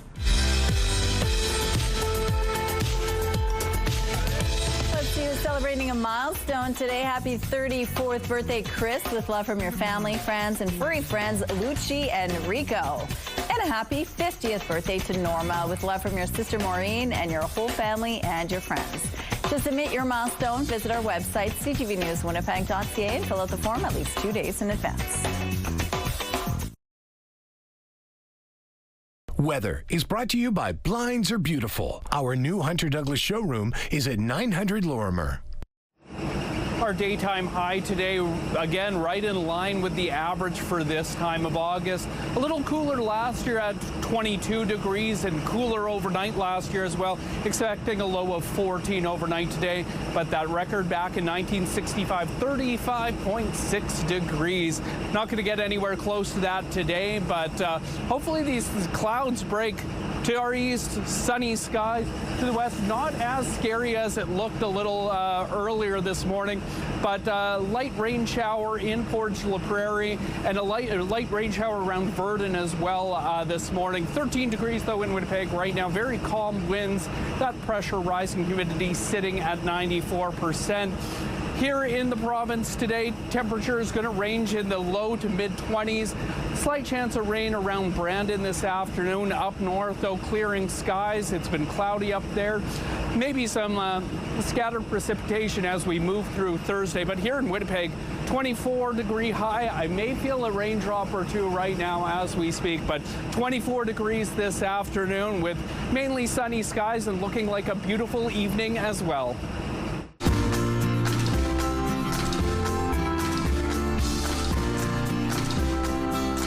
It's estimated more than 90,000 Canadians are living with multiple sclerosis. MS Canada provides support and programs to those with the disease, as well as makes investments in research to find better treatments and maybe even a cure. An upcoming bike event in East St. Paul is meant to raise money to help the organization continue its important work. And joining us now is MS Bike Ambassador John Wanke. Good morning, John. Good morning. Thank you so much for joining us. Thank you. Now, MS became part of your life back in 2012. You were experiencing some symptoms that were a little odd, and you knew something was up. What were you experiencing at the time? I was experiencing numbness in my feet. I went to a chiropractor, and the chiropractor just couldn't figure out what it was. So they sent me for a whole bunch of tests, and turns out it was just numbness in my. It turned out it was MS. Were you shocked with that diagnosis? I was. What did you know about the disease before you were even diagnosed? I always thought everything that I've known about the disease is always people like with mobility issues. And what's my life going to be like now, right? I'm a journeyman carpenter. I'm self-employed. I live out at Falcon Lake. So what happens if I have mobility issues? My whole life's going to have to change. Was it frightening to you to know that there was no cure, really, either? It was, yes. Okay, so what did you do at that point to sort of take your journey in a different direction? I was kind of sad for a couple of years. Like, I got diagnosed in 2012, and in 2015, I figured, you know what, I need something to challenge myself. Okay. I could do MS walk, but I figured everybody can walk. Maybe later on I'll do the MS walk if I can't bike anymore, so I just started biking. I bought a nice mountain bike from my neighbor's son. Yeah. And just started biking, and I bike all the time. Every year I log about 1,000 kilometers before MS bike. Wow. And so biking wasn't really part of your life before this whole thing, right? Not at all. Not at all.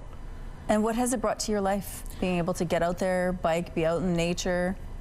Actually, I feel like a little kid. I feel like I'm 12 years old. You just up and down and all, like, no responsibilities, really, right? Yep. Otherwise, I drive around with a work truck. Everyone sees me all the time and asks me about a job or about this. But this way here, I just hop on my bike and just go. And then there's Trans-Canada Trail at Falcon Lake. It's just beautiful. Yeah. So everybody that doesn't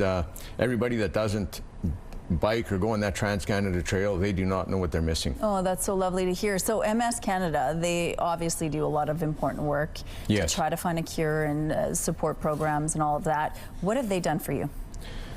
They've gave me support when I've always had to reach out to the nurses or MS Society. There's always an answer. Like, you can call if you have some sort of complication or something's not right. You call, and the next, like, that day for sure, they call back.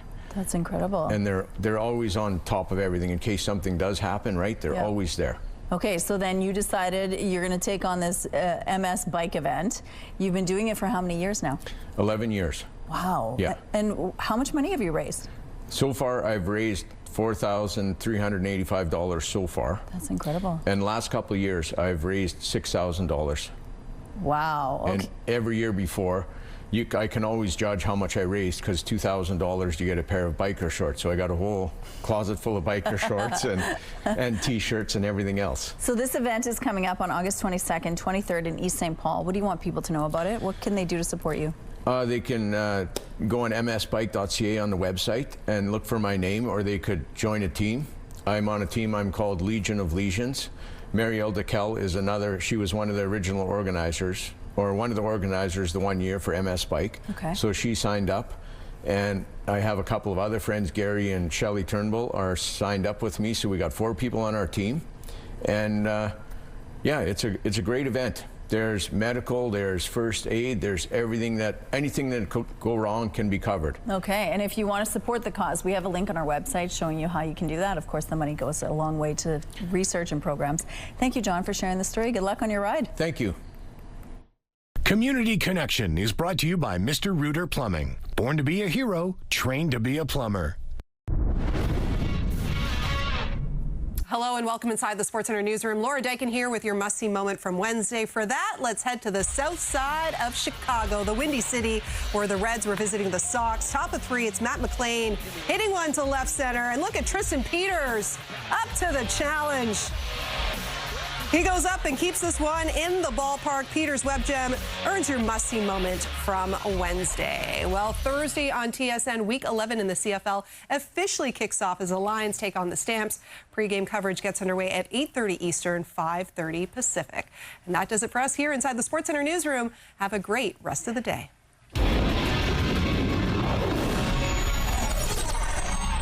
The TSN Must-See Moment is brought to you by Super Blinds and Draperies, featuring Hunter Douglas products. All right, you're looking at a live shot now of an active fire on Daniel McIntyre in the Daniel McIntyre area. We are not sure what building this is. We are waiting to hear from Winnipeg Fire Paramedic Service to find out exactly what is going on. Stay with us for more.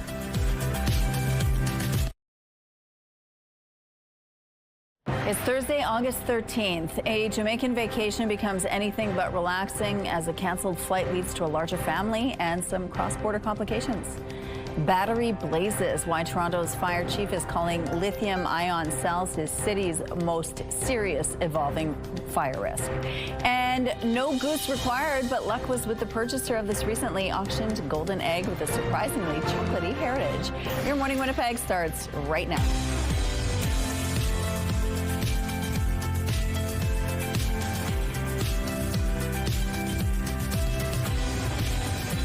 Good morning, Manitoba. It's 8 o'clock on your Thursday. Thank you so much for being with us. Now, the province announced yesterday a feasibility study. It's a 90-day study that will look at relocating Winnipeg's rail yards right out of the city and more south of the city. So we're going to find out what that's all about and what is expected to happen over the next 90 days and what it could mean to the city of Winnipeg. Interesting. We also have the Manitoba Underground Opera joining us at 8:45 to tell us about their upcoming show. So we're going to have those details for you, but it's going to be kind of a weird day today. It's starting to clear. The clouds are moving in. What are we seeing?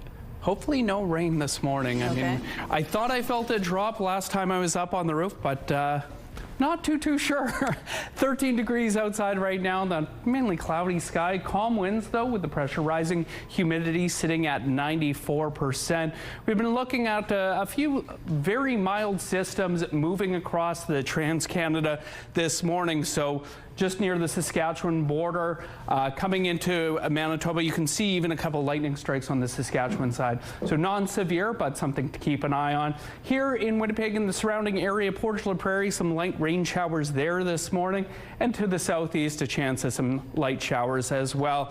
Taking a look over the next 48 hours, though, fairly clear skies for much of Thursday. Some scattered precipitation throughout the province this afternoon, but again, nothing substantial. Clouding over in the southwest later today before Friday comes around, and that's when we see this guy coming in from the States, and it is going to roll right in. Now, Environment Canada says areas like Verdun could see 30 millimeters of rain as this rolls through, and I'm going to move all the way out here because we can see right when it lands right over Winnipeg and the surrounding area late tomorrow night. And that's going to clear out heading into Saturday. 24-degree high today, as I just mentioned, some chance of rain tomorrow with a high of 23, 22 on Saturday, and lots of sunshine on Sunday. today and a high of 25. Our weather art of the day comes from 6-year-old Nikki Rainbow, a beautiful apple tree there. Keep that art coming. You can submit your children's artwork by visiting our website, ctvnewswinnipeg.ca, and fill out the form. Your art can be shown on Your Morning Winnipeg, and we'll also enter you into our monthly contest for a chance to win a $100 gift card from Crocodoodle on Keniston and Regent. The weather art of the day is brought to you by Crocodoodle Paint Your Own Pottery, now open on Regent and Keniston. Now for an update to a story we told you about previously. A Winnipeg family, which had some troubles getting home from Jamaica due to the WestJet strike, is returning 1 member larger as a result. They just escalated from one thing to the next and just so quickly. And it was like, nope, this is go time. That's Julia Henry, who unexpectedly went into labor and delivered a healthy baby girl during a layover in Florida. She and her husband Jordan were only planning to be in the state for 2 days after paying around $4,500 for their own flights home. Instead, they'll be there for several weeks. Their baby was born about 2 months early and needs to be cleared to leave the hospital. Plus, they need to get her a passport as their daughter is an American citizen. Henry says it's been a whirlwind experience coupled with some frustrations in dealing with the airline. Because we used the credit before, so they want to refund us a credit again for the other partial, like part of the ticket, which I think is ridiculous. You've caused this problem and you should be giving us our cash back if we want it, not, oh, well, sorry, we have to give you part credit, part cash. Our money's with you, but we don't want to use you anymore right now at this point. The family says WestJet has been able to get them on the next available flight, which would have been with United on August the 5th. They may not be in this situation. Trade talks are heading down to the wire before new U.S. tariffs take effect next week. It's demonstrably different than at any time over the last year and a half, and that the Americans are also speaking in real terms. They know the consequence of their trade actions. CTV News has learned lead negotiator Janice Chaudette has warned U.S. officials about possible pushback if the Trump administration moves ahead with its 50% tariffs on hundreds of Canadian products. Chaudette said Ottawa has no control over how provinces or the public may respond. An industry source also told CTV News Ottawa can't push the provinces to put U.S. alcohol back on shelves unless there is significant tariff relief. Canada's top trade officials met with the top negotiator for the U.S. on Tuesday. No word yet if they will meet again this week. Concern over battery fires is growing, with 4 fires in Toronto in just over 24 hours that involved lithium-ion batteries. Primary batteries that we are seeing causing this exponential growth in fires in our city are those batteries that do not meet a standard, that are aftermarket batteries. Toronto's fire chief Jim Jessup is calling the battery fires the, quote, greatest evolving fire safety risk in Canada's largest city. This house in North York is the 4th fire in the last 36 hours in Toronto involving lithium-ion batteries. Jessup says the major concern is over batteries shipped into Canada that don't meet safety standards. One lucky buyer didn't need a golden goose for this. The rare golden egg just sold at auction for a record price. This egg is 22-karat gold and was created for a 1980s advertising campaign for Cadbury in the United Kingdom. It was the prize in a nationwide treasure hunt by the chocolate maker in 1983. The egg sold for 6 times its estimated value. Here's a look at traffic now. Main and Broadway. Things have picked up over here, as you can see, but overall things appear to be moving quite well in this part of the city. If you encounter any problems out on the streets, send us a text when it is safe and legal to do so. Traffic is brought to you by Curtis Carpets, Manitoba's flooring experts. Well, the food at the Chinese Pavilion, I'm sure, is incredible. Ainsley, you're getting a sneak peek of that this morning. Hello. Hello. A week and a half of Folklorama, and every day, what do they offer me as a breakfast? Some kind of sweets. And yesterday, I had coconut ice cream for breakfast. So today, we're just going to have to see what it lands on. Connie is joining me from the Chinese Pavilion. These are the new offers. That's right. This year, we prepared a few new offerings on the menu. I'd like to introduce you to our pork belly bao with sriracha mayo And then our 2 desserts, new, is our Panda Swiss roll. It's a light sponge cake and with cream in the middle with a nice, a cute little panda face. And our second offering is a sesame smiley cookie. It's a straight translation from Chinese. And usually these are offered in banquets, weddings, birthdays. And it's just a very light, crispy cookie. And I'd like everybody to come in if they can and try out our new menu. Drinks too, both non-alcoholic and alcoholic options. That's right. We have our traditional Qingdao beer, imported beer, and our new milk tea, Hong Kong milk tea, and it's the base is a black oolong tea. Beautiful. And this pavilion, 55 years. Can you believe it? But it doesn't happen without volunteers, and this kitchen is bustling. It is. We have a great team of dedicated, of 10 dedicated volunteers. They're here every day, and I can't do without them. A cliche that I love is that a classic never dies. So people keep coming back to the pavilion, but they like their favorites. What else is there? On top of our favorite of fried rice, chow mein, and mixed vegetables, we also have sweet and sour wontons and our traditional egg rolls, vegetarian egg rolls. And another one that we introduced that we don't have here right now is hand-folded wontons, specially made in-house by one of the volunteers here.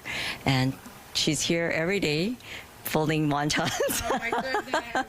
And they're spicy. So if you like spicy, come and try them. I don't like spicy, but I did ask you and your husband to adopt me. So I'm going to be working on that for the rest of the morning. Back to you guys. Thank you, Ainsley. Nova Scotia hosts the 2026 Minor Box Lacrosse National Championships this week. CTV's Jim Kavamen takes us to Cole Harbour Place, where last night 40 teams and hundreds of athletes kicked off the 5-day tournament.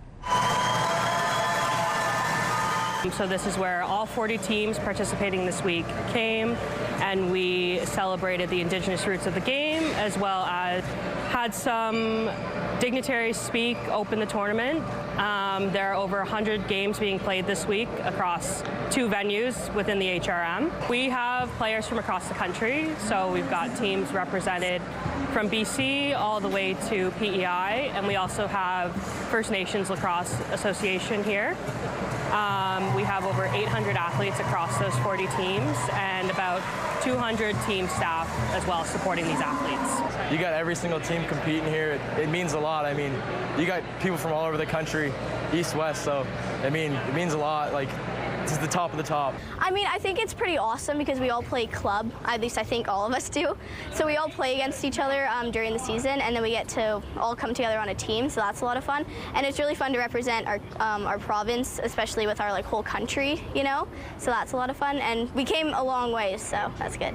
What really excites me is being a part of such a great culture, and the team is so great this year. I'm just so excited to try and win gold and have such a good effort this tournament. I think one of the highlights of this tournament is you just get to play with people from across the country. You know, people you don't normally get to play against. You're seeing new teams. It's the same provinces, but, you know, different athletes every year. Every year is a different year. The CTV Live Eye is brought to you by Bath Fitter, your bath and shower experts for more than 40 years. About 16 degrees outside in Winnipeg right now. Fairly cloudy skies, looking a little scary out there. Wind out of the northwest at 6 kilometers per hour. Pressure rising. Humidity sitting at 92%. Let's take a look around the rest of the province this hour. 17 degrees just over the border in Kenora. 16 down in Morden, Winkler, Portage as well. Could have seen or saw a little bit of light rain this morning. 15 degrees up in Gimli and 14 in Pinawa. To our west, 16 out in Brandon as well. 12 up in Dauphin, 11 in Swan River. And in the northwest, 12 degrees in the Pas-Océan, 13 in Flin Flon, 12 in Lynn Lake as well. And 12 degrees also in Thompson, 9 degrees up in Churchill. And we've been tracking a few scattered showers moving throughout southern Manitoba this morning. Chance of some thunderstorms, non-severe, developing in the southwest corner of the province. Here in Winnipeg today, 16 degrees this hour. Those clouds are expected to roll out and giving way to a mix of sun and cloud this afternoon with northeast winds, getting up to around 24 degrees by 5 o'clock today. And dipping down to 14 tonight, but tomorrow, that's when we could see rain start falling late afternoon all the way into Saturday as well. Saturday, a high of 22 degrees. Sunday, though, plenty of sunshine, a high of 25. And the next work week kicking off with a high of 26 on Monday. Don't go anywhere, though. We'll be right back with more CTV, your Morning Winnipeg.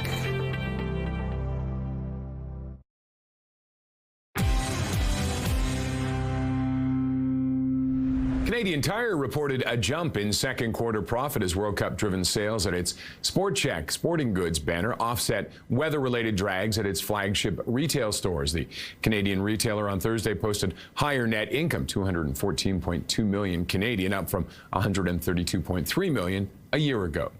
Data released this week shows insolvencies in Canada are floating around levels not seen since the global financial crisis. The Office of the Superintendent of Bankruptcies released new figures on Monday, showing more than 13,000 insolvencies were filed in June, up 5.7% compared to May and 11.5% compared to a year ago. Oil prices dropping today amid growing expectations of a decline in global oil demand this year, given the lack of progress in the reopening of the Strait of Hormuz. The U.S.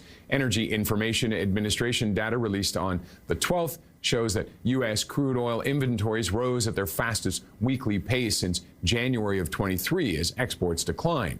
This comes after the OPEC and International Energy Agency lowered their forecast for global oil demand growth in 26 in their monthly report.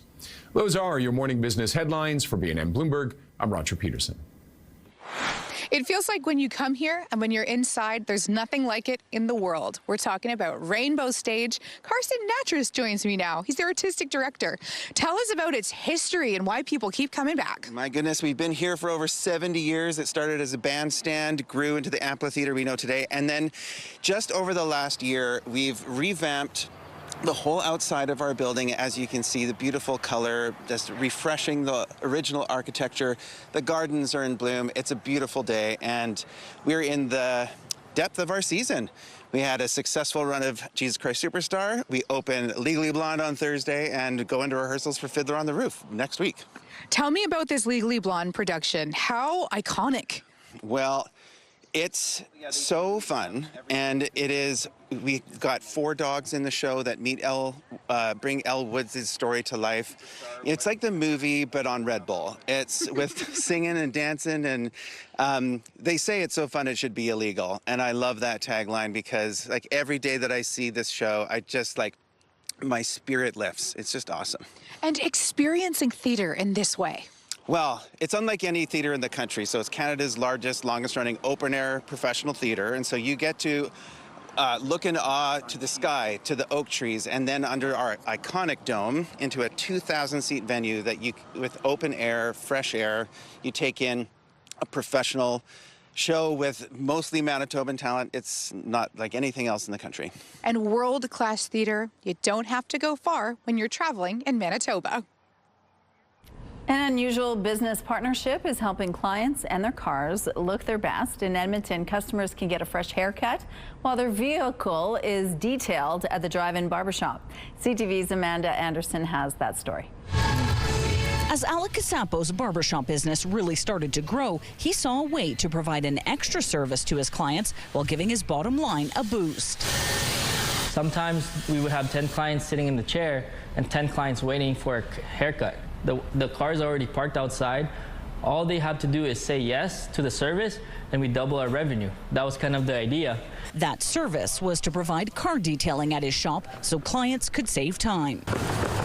An idea that came to life 3 years ago when he took over an old car rental place on Gateway Boulevard, but it took a while to catch on. People didn't really get both at the same time. Casapo says it was a struggle until his longtime client, Henry Grover, who just happened to run a car detailing business, partnered with him. His existing business and clientele helped things start to take off. A lot of people have hair, and a lot of people have cars. I thought it was a great idea, and I'm truly grateful to be here with Alec.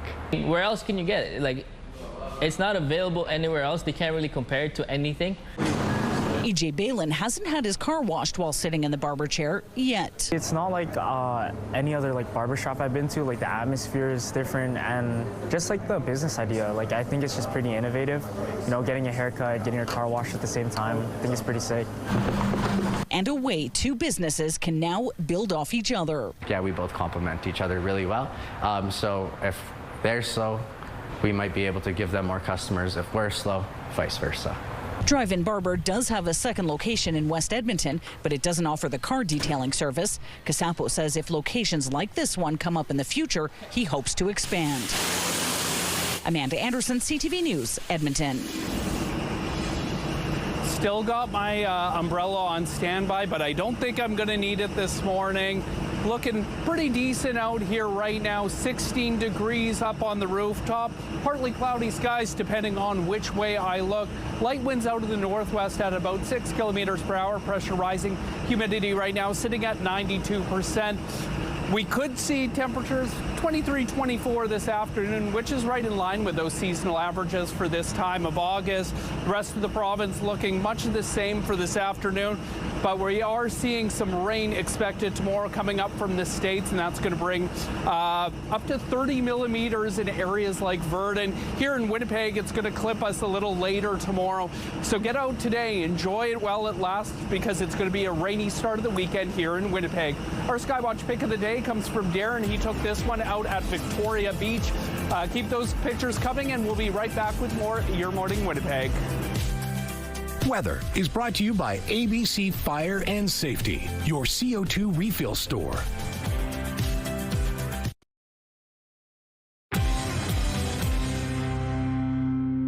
Good morning. The province is examining what it would take to move forward on a plan to reroute rail traffic in the city of Winnipeg. It's called the Winnipeg Southern Rail Bypass.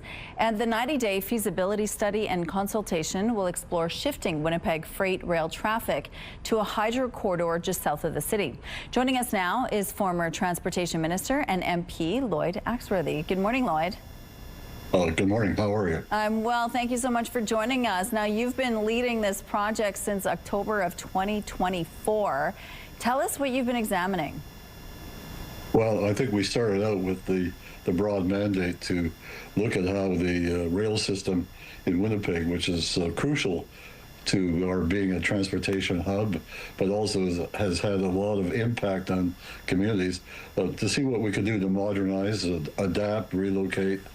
And we began by working on a number of neighborhood community projects, but the big issue was the fact that the downtown residential areas of Winnipeg were being crisscrossed by increasing numbers of very long trains and slowing down, creating congestion, all kinds of other issues. So the Premier gave us a mandate to look at a variety of options, and here I think is the nub of it, or we came across all kinds of examples across North America where cities have been trying to redirect traffic, and what the problem always was, where does it go? How does it get there? Everybody would look at a bypass, but bypass would mean going into extensive discussions over expropriation of land and regulatory appeals.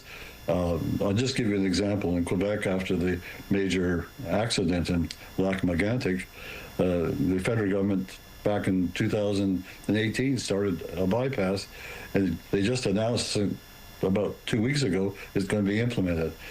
So we found a fast-track way of doing it, and that is to have a partnership between Hydro, which has a very wide corridor running all the way east to west, south of Winnipeg, and they could include railway tracks that would connect. That would mean that a number of the large trains carrying cargo and freight could bypass the city, do their interchanges, outside our boundaries and open up the neighborhoods and the residents for new land, for new development. So it is, for the first time, after all kinds of studies, having a very concrete proposal on the table that the Premier has now given us another 3 months to come back and determine the actual feasibility of making it work. Now, Winnipeg has more than 240 kilometers of active rail lines with an average of 50 trains passing through the city daily. This is obviously going to be a costly, complex endeavor. What are rail companies saying at this point? Well, we've had conversations with them. I met with a number of senior officials. I think that they're prepared to cooperate. They never like to have to make major changes. I mean, they're in the business of running the railroad. We're in the business of making it better. But I think the fundamental case that we'll be working with the railways on is that this gives them an awful lot more efficiency. And here's what I think is exciting for us in Winnipeg, that we have an opportunity to be a major transportation hub for all of North America. We see all the changes going around us, the new trade systems, the new sort of supply chains opening up from into Mexico, into Churchill Port. So Winnipeg, which was an east-west connection, now becomes also a north-south connection. But we have to have a system that works efficiently, and I think that's what we're hoping to do. At the same time, we get a lot of side benefits, less risk in terms of safety, better environmental conditions, and what we're talking about is not just the corridor, but developing a green belt between the corridor itself and the outer edge of development of Winnipeg, so that we would have a very substantial green space that would be of great benefit, I think, to the entire region. Okay, well, Lloyd, thanks for your time today. We appreciate it. Well, all right, here's a look outside now on Notre Dame Avenue. It looks like things are moving quite well in this part of the city. We're going to take a quick break. We'll be right back.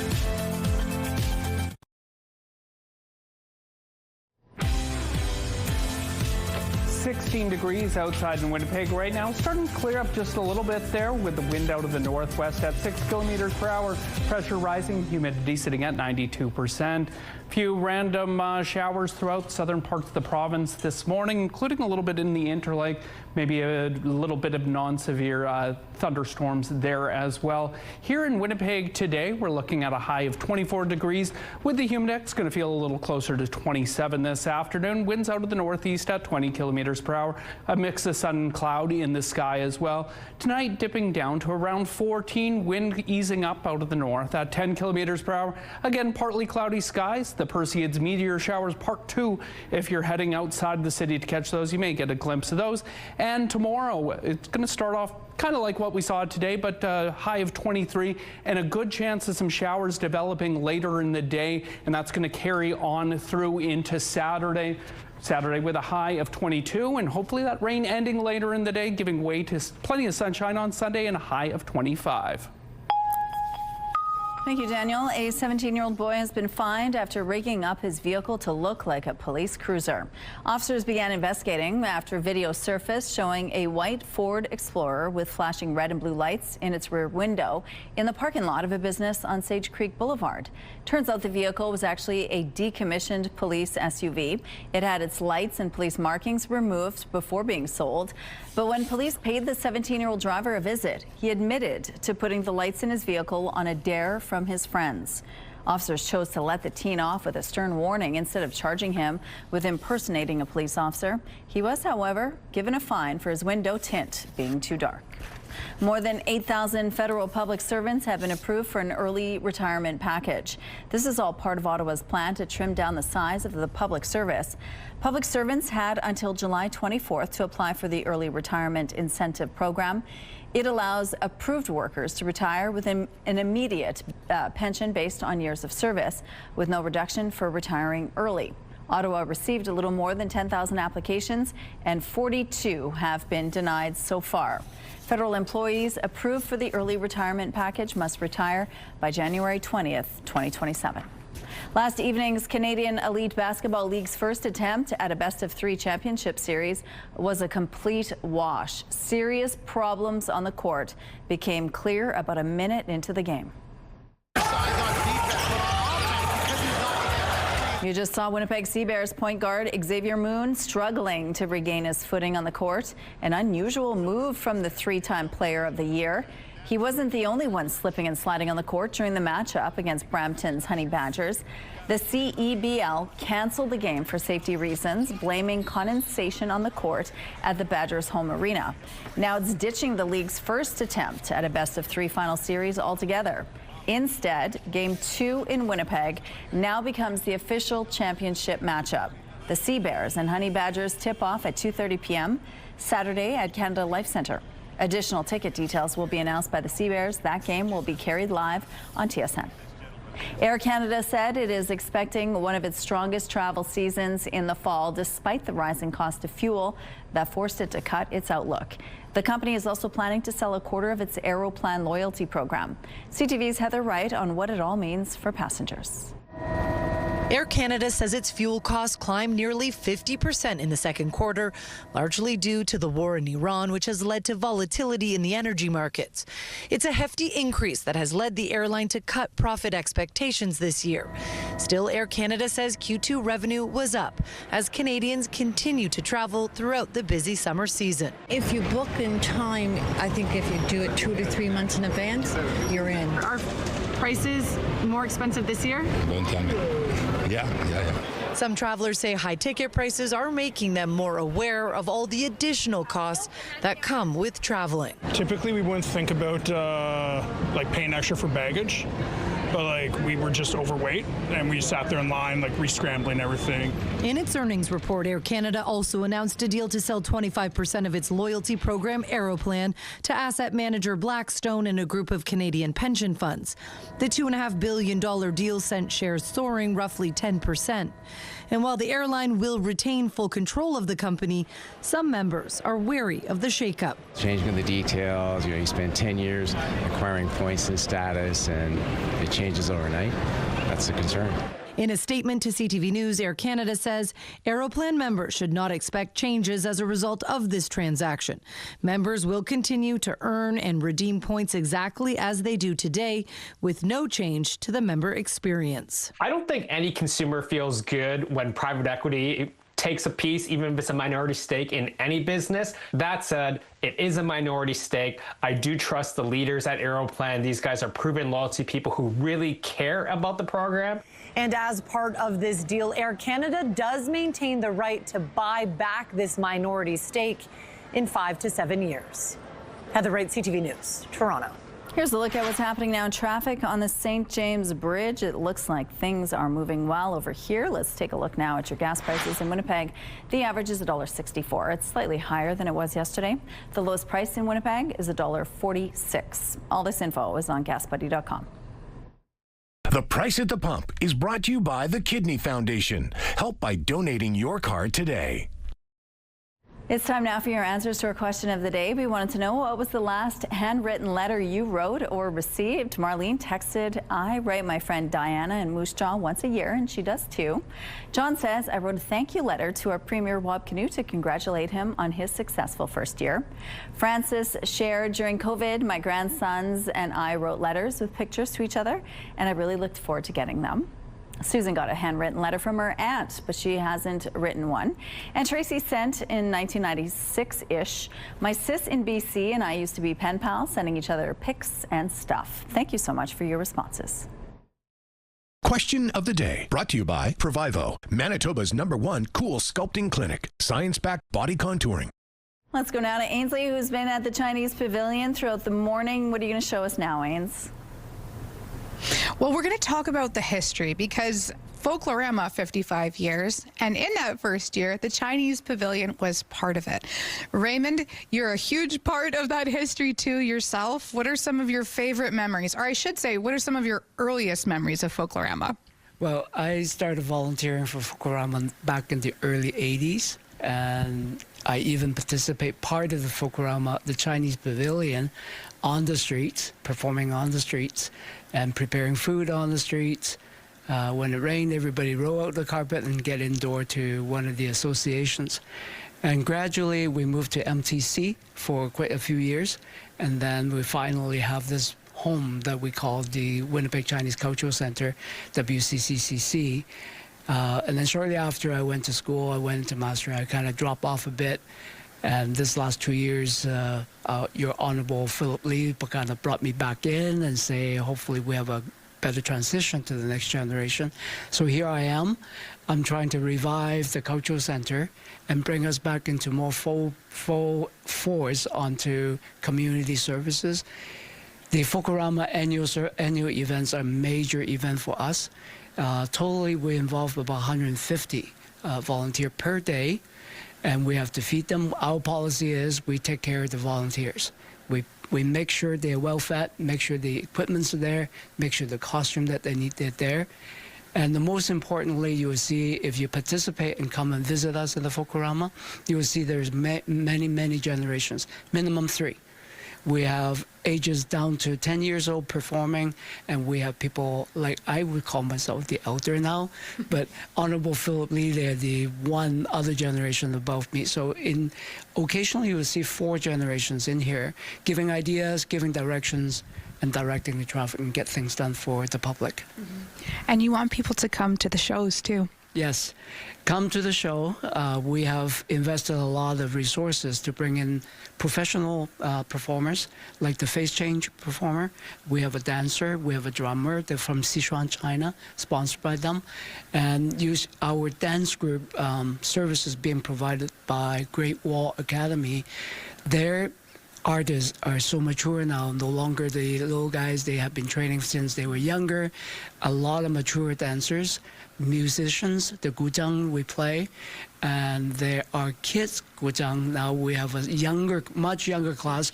Yeah, it's very cute to see them play what we call a traditional instrument, but it's very cute, very cute. Thank you so much. One more weekend left to Folklorama. Check it out. Okay, thank you, Ainsley. Let's go out to the rooftop now where our Daniel Halmerson is live this morning. And how's it feeling so far today?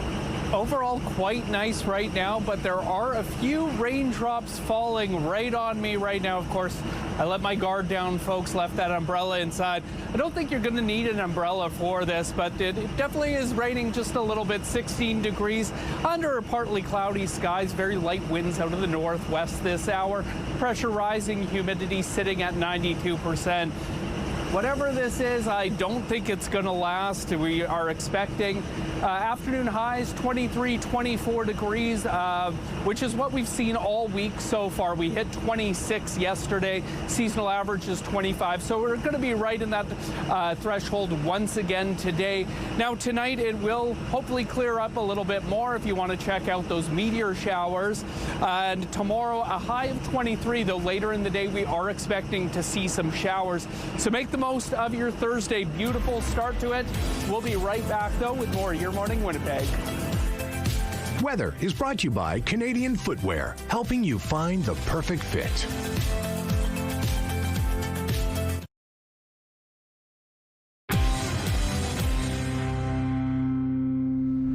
All right, here's another live look at that fire in the Daniel McIntyre area. As you can see here, it is affecting traffic. The northbound street between northbound Sherbrooke Street between Ellis and Sargent is closed by the Winnipeg Fire Paramedic Service due to this fire. This closure is expected to remain through the entire morning period, so please use alternate routes. Many children play video games online, and while there are some you can play for free, others allow you to spend real money in the digital world. One family is concerned about the addictive nature of the games after their child spent $2,000 on gaming cards. Here's CTV's Pat Foran. Roblox is an online platform where users play games, hang out with friends, and build their own virtual worlds. The game is free to play, but users can buy avatar items, tools, and clothing within the gaming universe. He loves playing Roblox games. Hong Jin and Jason Kim of Toronto say their 11-year-old son plays the video game. Recently, he was going to his grandmother's, and he took an envelope full of cash the family had saved for emergencies. He took the whole envelope, which is more than $2,000, close to $3,000 in cash. His grandmother took the boy to Walmart to look at toys. He slipped away briefly, went to a cashier, and made 2 $1,000 purchases of Roblox gaming cards. The family only found out when they noticed the cash was missing. Couldn't believe that my small kid could spend $2,000 at Walmart. The family returned to Walmart with the cards and receipts, but were told it was final sale, no refunds allowed. How can a little kid can purchase $2,000 in cash and no one, had a suspicious about it? When CTV News reached out to Walmart, a spokesperson said, "We reviewed this transaction and determined our associates acted appropriately.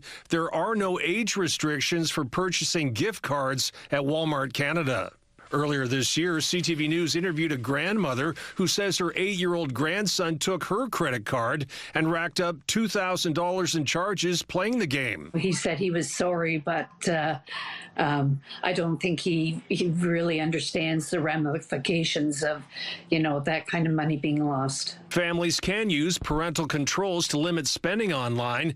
Jen is also concerned about the obsessive nature of the video game. I never realized Roblox can be that addictive. Pat Foran, CTV News. It's a supernatural thriller about a woman scorned and a group of fairies come to life to get revenge. Puccini's Le Villi opera is the latest production being put on by Manitoba Underground Opera. Joining us now is the executive director, Brendan McKean. Good morning, Brendan. Good morning. Thank you so much for joining us. An absolute pleasure. Now, let's remind people what the Manitoba Underground Opera is all about. What do you do exactly? Well, we always do different shows in different places in different ways. It's really the easiest way. So we never do it in the same theater, and we generally don't ever use a theater. Okay. So in the end, you're going to be about 5-10 feet away from the actual performers on stage, so you feel like you're inside the world. Okay. That's truly it. It's also unique because a lot of people who might not necessarily be able to access opera are now getting a chance to do so. Yeah, so we keep our ticket prices low, we make sure it's there, we use Manitoban talent, and we just make sure we're here for the, the people. You're also kind of training Manitoba talent, giving them opportunity to sort of try their skills, right? Yeah, we love taking people fresh out of school and saying, here's your first shot on a stage, here's your first title role, go, grow, learn, do. Be the best you can be. And you see talent flourish as a result of this. Absolutely. Our lead man in this show, I've been working with him for about 11 years now, and I've seen him from, a 19-year-old little kid to, a full-grown adult. Oh, that is great. And you must be so proud. Oh, extremely. Every day I brag to everyone. All right, well, let's talk about this production, Puccini's Le Villi. What does Le Villi mean? So Le Villi, they're the fairies. Okay. So it's about a man and a woman who are in love. He leaves to go collect an inheritance, gets totally sidetracked, totally does not come home. She passes away, and then fairies come to life to enact their revenge. Okay, and so it's supernatural, a little spooky. A little like a kind of German fairy tale sort of vibe before Disney got in there and made them all have happy endings. But I'm not spoiling it today. Okay, let's not do that. Okay, so what do you want people to know about the show? Why it's a unique experience and a good one to check out? Truly, the audience is seated in almost a full circle right around the performers. So there are moments where if you're in the front row, you are 2 feet away from someone singing full out right at your face. Wow. And these singers are so loud. They've trained for so long. They're so beautiful, so loud that it makes your head vibrate. So I gotta say, it's not just listening, it's like a feeling being in these shows. And it being opera, is it easy to understand what's happening in the storyline? There's gonna be some narration at the beginning. There's a program that's got a map with all the faces, so you know who's who, and then the Italian will happen. But it's like a love story and a revenge. You can always tell when someone's mad at you, right? Oh boy, yes, you feel it in the room. Yes. What sort of reaction do you get from some of the vendors or the locations where you do these productions? What do they say about all this? People are always genuinely confused when I call them up and say, hi, how much does it cost to rent you for a week? And then we show up and they're like, I had no idea. I had no idea that, wait, they don't use mics? That's all just them in the room doing it? I'm like, yes, indeed. And it's just astonishing to people because we see it or we hear it recorded, but to see it live is just like it just changes you a bit, and you're like, how do people do this physically? Probably like goosebumps, like actual reactions. 100% goosebumps. This is the art form that is made for goosebumps. Okay, so every time you do a production, you change it up, the location a little bit. Yes. Where is it happening and when?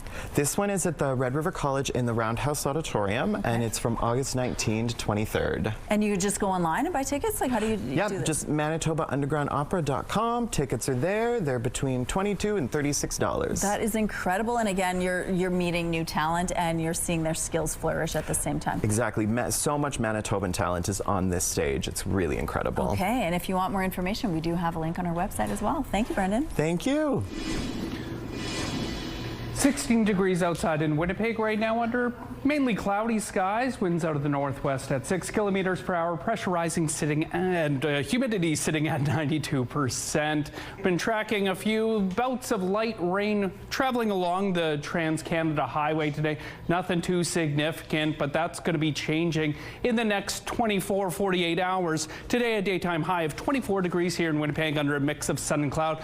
But late tomorrow afternoon a high of 23, and with that some showers expected to carry all the way into Saturday, high of 22 then, and hopefully ending later in the day before the sunshine returns on Sunday, a high of 25. And then heading into next work week, those seasonal average temperatures continue, high of 26 on Monday, high of 23 on Tuesday, and 24 on Wednesday with plenty of sunshine on the way.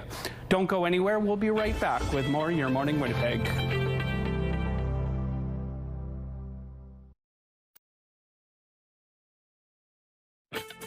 Rooftop arrangements provided by Lacoste Garden Center.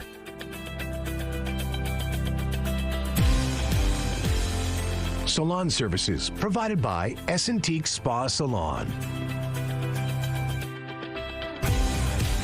Well, Taylor Swift has inspired many people with her music, no matter the age.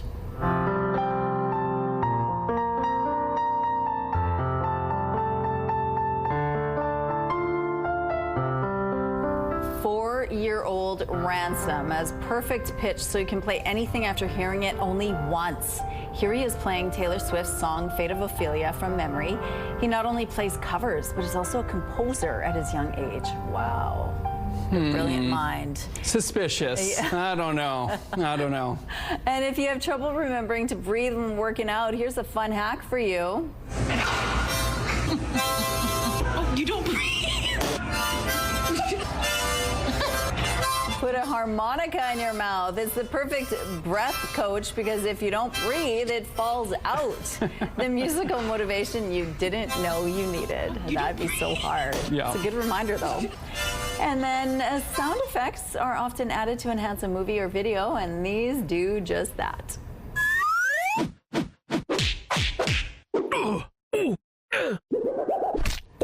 Nailed it. The boss told him to add sound to their social media videos, but didn't specify which ones, so he got creative.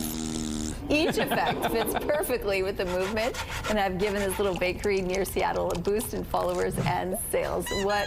That's fantastic. Love that. It somehow personalizes the dough. It's great. Have a great day. We'll see you tomorrow.